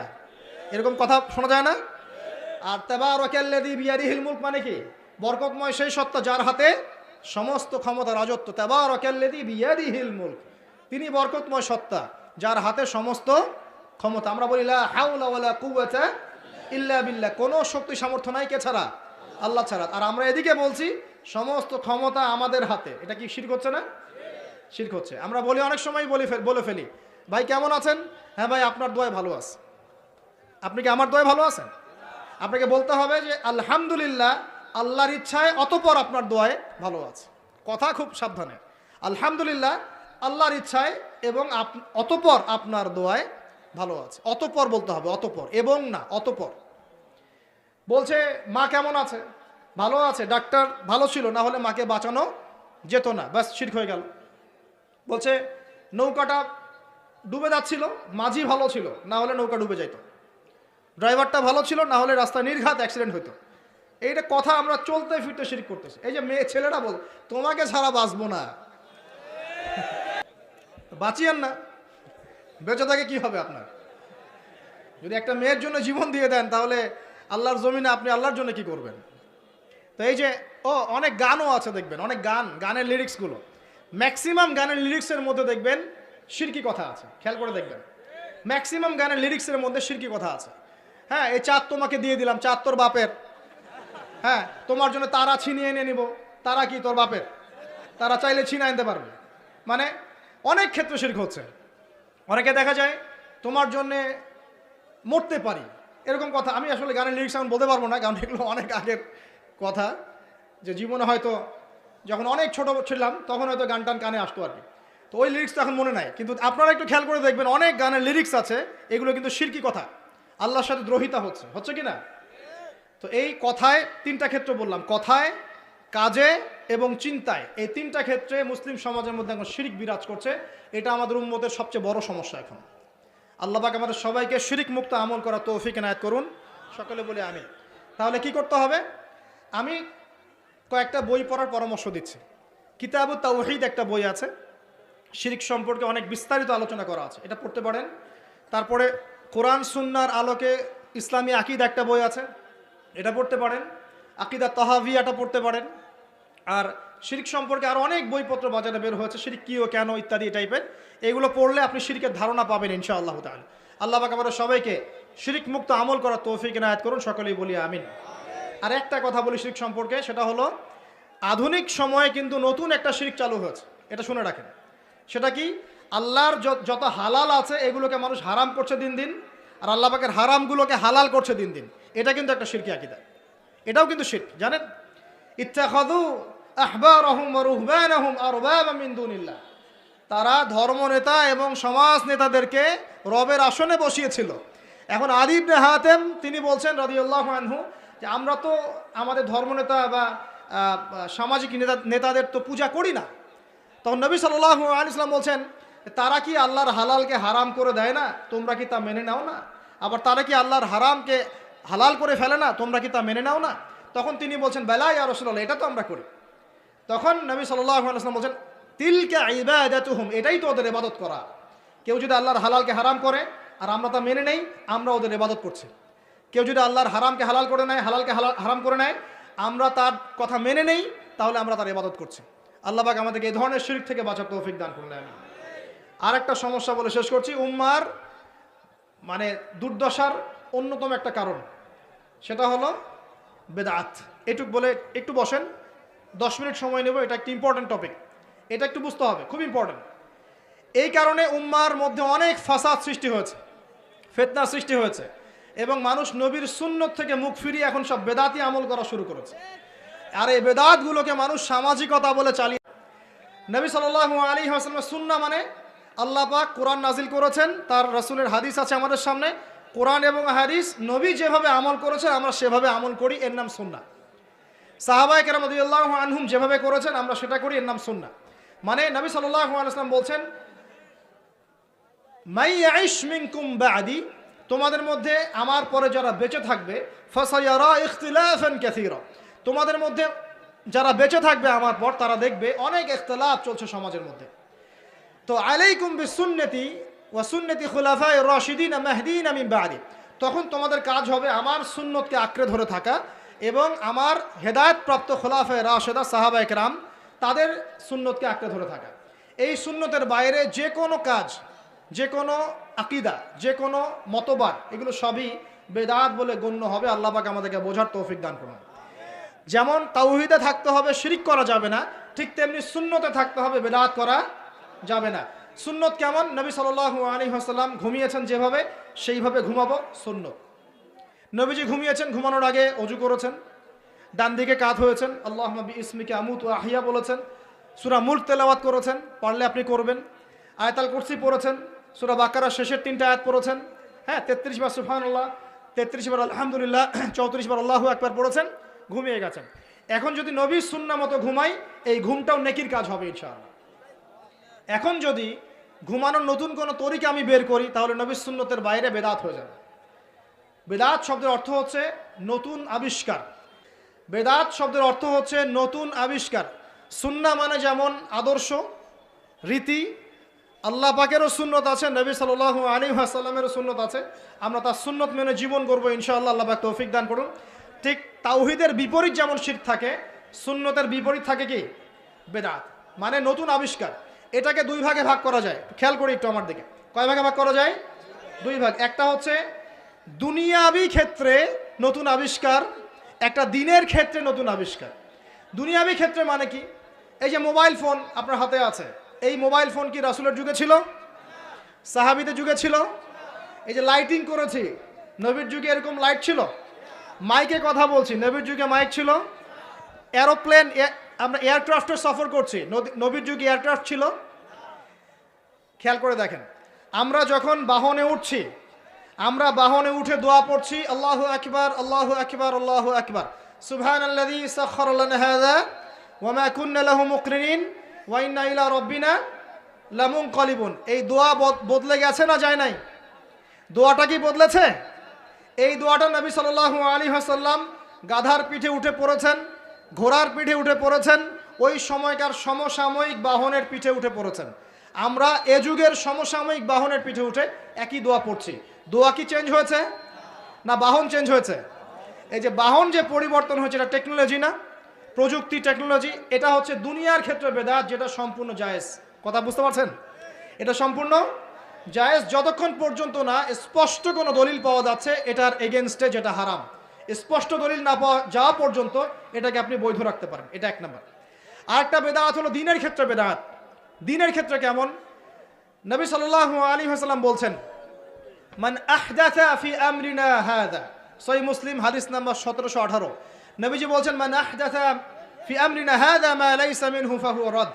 কোন ব্যক্তি যদি এই দিন ইসলামের মধ্যে এমন কোন আমল চালু করে যে আমলের সমর্থনে আমাদের পক্ষ থেকে কোনো প্রমাণ নাই, সেটাই রদ বা প্রত্যাখ্যাত, সেটা বাতিল। নবী সাল্লাল্লাহু আলাইহি ওয়াসাল্লাম অন্য হাদিসে বলছেন, মান আহদাসা ফি আমরিনা হাযা মা লাইসা মিনহু ফাহুয়া রাদ, মান আমিলা আমালান লাইসা আলাইহি আমরুনা ফাহুয়া রাদ। সংজ্ঞা শিখলাম কি? আমার সাথে বলেন দেখি, বেদাত শব্দের অর্থ কি? নতুন আবিষ্কার। কয় প্রকার হয়? কয় প্রকার হয়? একটা দুনিয়াবি ক্ষেত্রে, যেমন বললাম যে এই যে প্রযুক্তিগত বেদাত যেগুলো হয়েছে, এগুলো জায়েজ না জায়েজ? জায়েজ। যতক্ষণ পর্যন্ত না এগুলোর বিপরীতে কোনো দলিল স্পষ্ট পাওয়া যাচ্ছে ততক্ষণ পর্যন্ত জায়েজ। আর একটা দিনের ক্ষেত্রে, দিনের ক্ষেত্রে যেটা, সেটা কি জায়েজ হবে না নাজায়েজ হবে? দিনের ক্ষেত্রে যদি আমরা এমন কোনো আমল করি নেকির আশায়, সওয়াবের আশায়, যেটা রাসূল করেন নাই, সাহাবীরা করেন নাই, এবং তাবেঈন ইমামগণ সবার থেকে প্রমাণিত না, এই কাজটা যদি সওয়াবের আশায় করতে যাই, যার পক্ষে কোনো দলিল পাওয়া যায় না, সেটাকেই বাতিল প্রত্যাখ্যাত বেদাত বলা হয়। কথা বুঝতে পারছেন কিনা? উদাহরণ দিলে এবার ক্লিয়ার হবে। কয়েকটা ভাবে হতে পারে। যেমন এক নাম্বার ধরন। ধরন কেমন? মনে করেন আপনি মনে করেন যে আপনি হালুয়া রুটি সেমাই খাবেন, খুব ভালো কথা। হালুয়া রুটি সেমাই খাওয়া কি জায়েজ না জায়েজ? এই খাবারটা হালাল না হারাম? হালাল। আপনি এখনও খেতে পারেন, আপনি সকালেও খেতে পারেন, আপনি দুপুরেও খেতে পারেন, যখন ইচ্ছা তখন খেতে পারেন। কিন্তু যদি আপনি কোনো দিবসকে কেন্দ্র করে এরকম একটা সংস্কৃতি চালু করেন যে আজকে 15ই শাবান আমরা সবাই এখন হালুয়া রুটি খাবো, এই যে একটা দিনকে কেন্দ্র করে আপনি একটা নতুন কাজ শুরু করলেন, এই কাজটাকে আমরা বেদাত বলে ফেলছি। মনে করেন আপনি দরুদ পড়বেন, খুব ভালো কথা, দরুদ ভালো জিনিস, দরুদ পড়লে নেকি হয়। কিন্তু আপনি দরুদ পড়লে নেকি হয়, রাসূলের জীবনী চর্চা করলে নেকি হয়, তাকে সালাম দিলে নেকি হয়, সব ঠিক আছে। কিন্তু এখন যদি আপনি নবীর জন্ম দিবসটাকে কেন্দ্র করে এই কাজগুলোকে ঘটা করে করার চেষ্টা করেন, যেটা নবীজি করেন নাই, সাহাবীরা করেন নাই, এটা হলো ধরনগত বেদাত। কথা বুঝতে পারছেন কিনা? এক। 2 নম্বরে আসেন, একটা হয় জিন্সগত। জিন্স মানে প্রকরণ। এটা কেমন? আল্লাহ পাক আমাদেরকে কুরবানি করতে বলেছেন চতুষ্পদ জন্তু। চতুষ্পদ জন্তু বুঝি 4 পাওয়ালা। এখন ঘোড়ারও তো 4 পা আছে। এখন যদি আমরা কুরবানি করতে গিয়ে এখন ঘোড়া কুরবানি করা শুরু করি, বলেন কি বুঝলেন? আচ্ছা ঘোড়া বাদ দেন, মুরগি কুরবানি করা শুরু করলেন, মোরগ কুরবানি করা শুরু করলেন, মনে করলেন যে সমস্যা কি, এটাও তো আল্লাহর সৃষ্টি, হালাল তো, মুরগি খাওয়া তো হালাল, মোরগ খাওয়া তো হালাল, তো গরু ছাগল বাদ দিয়ে মুরগি কোরবানি করলাম, কি সমস্যা? করতে পারবেন না, কারণ আল্লাহ পাক চতুষ্পদ জন্তু কুরবানির কথা বলেছেন। এটা যদি করেন জিন্সগত বেদাত হয়ে যাবে। কথা বুঝতে পারছেন? 3 নাম্বার একটা হচ্ছে যেটাকে আমরা বলি আদাদ বা সংখ্যাগত। যেমন আল্লাহ পাক বলেছেন এশার নামাজ পড়তে 4 রাকাত, ফরজ নামাজ কয় রাকাত? 4 রাকাত। কেউ যদি মনে করে এখন না নামাজ খুব ভালো কাজ, নামাজ পড়লে নেকি হয়, তো 4-এর জায়গায় আমি 5 রাকাত পড়বো, কি হবে? ফজরের নামাজ 2 রাকাত ফরজ। আর কেউ যদি মনে করে নামাজ তো খুব ভালো জিনিস, ভালো কাজ পড়লে কি সমস্যা, নামাজ তো পড়লে নেকি হয়, 2 রাকাত পড়লে নেকি হয়, 4 রাকাত পড়লে আরো বেশি নেকি হয়। আর 4 রাকাত পড়া শুরু করলো, কি হবে? গ্রহণযোগ্য না বাতিল? এটা হলো আপনার এই যে সংখ্যাগত একটা বেদাত হয়ে গেল। কথা বুঝতে পারছেন? একটা হচ্ছে আপনার স্থানগত বেদাত। স্থানগত কেমন? তাওয়াফ করতে হয় কোথায়? মাতাফে। কোথায় তাওয়াফ করে? মাতাফে। হজ করে কোথায়? আরাফার মাঠে। আমরা যদি মনে করি না আজকে আমরা লাঙ্গল কোটে হজ করব, এখানে একটা কাবা বানাবো, এখানেই হজের সব সিস্টেম করব, এখানেই তাওয়াফ হবে, এটা হবে কি?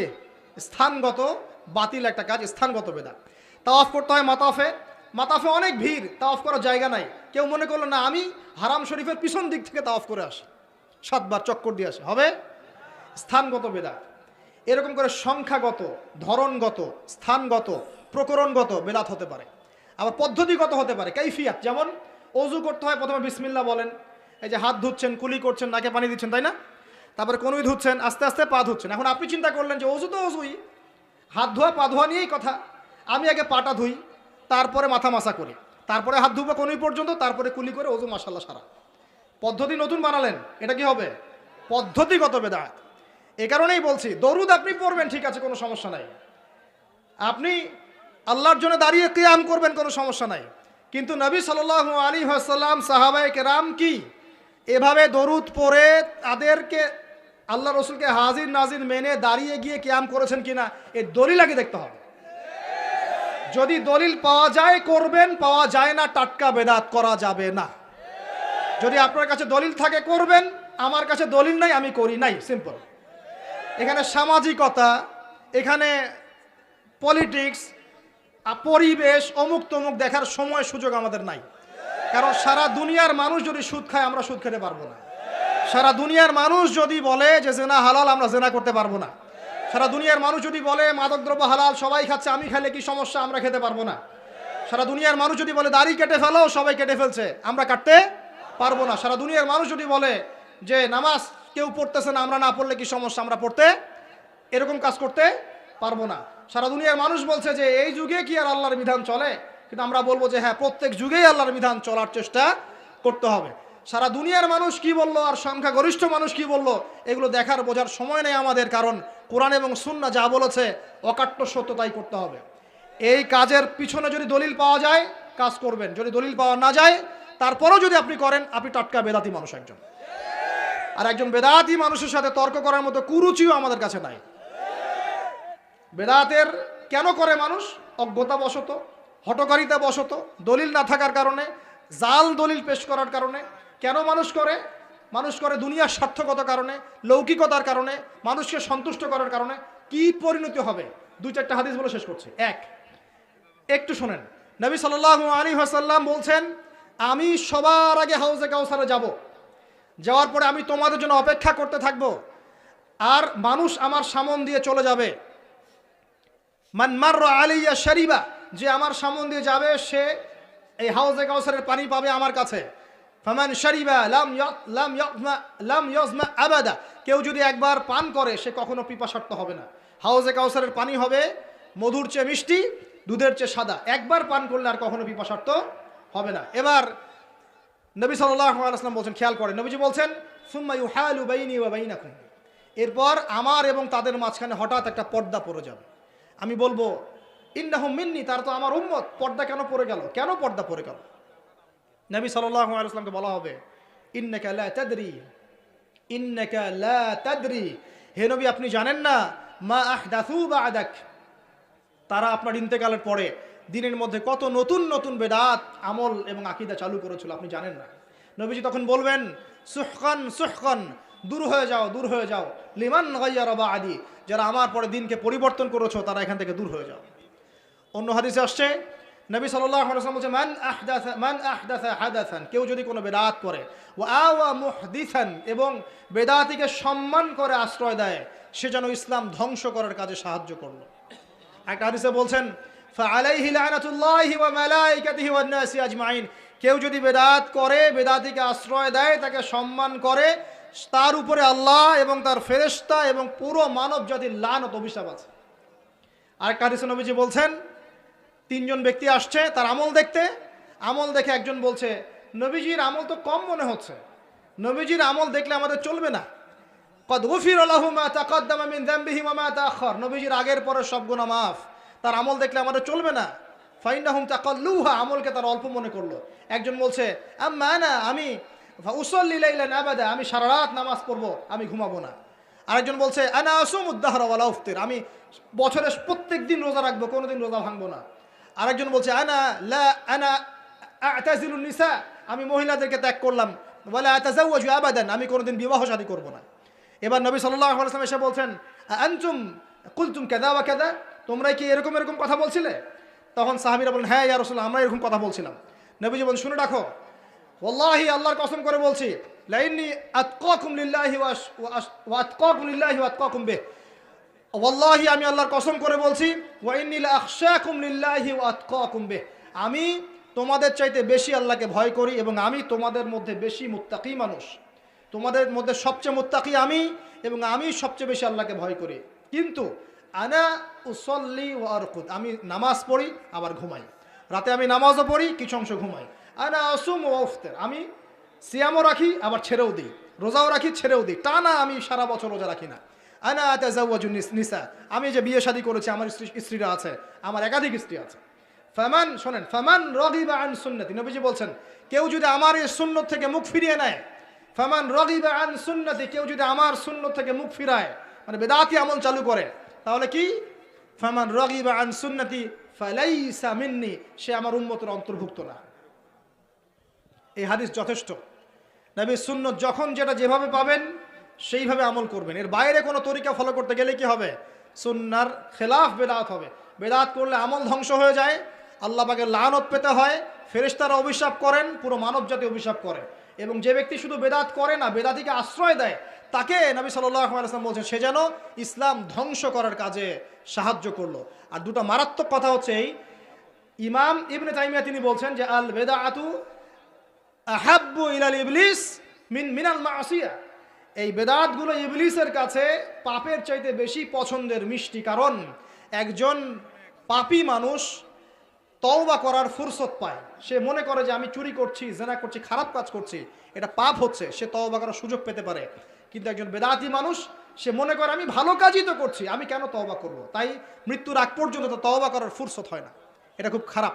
আর লাস্ট খারাপ কি, যদি কেউ বেদাতি আমল করে, সে আন্নাহু জাআমা আন্না রাসূলুল্লাহ সাল্লাল্লাহু আলাইহি ওয়াসাল্লাম ক্বাদ খানাল খিয়ানা, সে যদি বেদাতি আমল করে, সে প্রমাণ করতে চাচ্ছে যে সে রাসূল সাল্লাল্লাহু আলাইহি ওয়াসাল্লামকে বলতে চাচ্ছে যে আল্লাহর রাসূল দিনকে পরিপূর্ণ করেন নাই, আমি তার চেয়ে দিন বেশি বুঝি, এবং রাসূল সাল্লাল্লাহু আলাইহি ওয়াসাল্লাম দিনের আমানতদারিতার সাথে খেয়ানত করেছেন। নাউযুবিল্লাহি মিন যালিক। আল্লাহ রাব্বুল আলামিন আমাদের সবাইকে বিদআত মুক্ত সুন্নতে আমল করার তৌফিক দান করুন।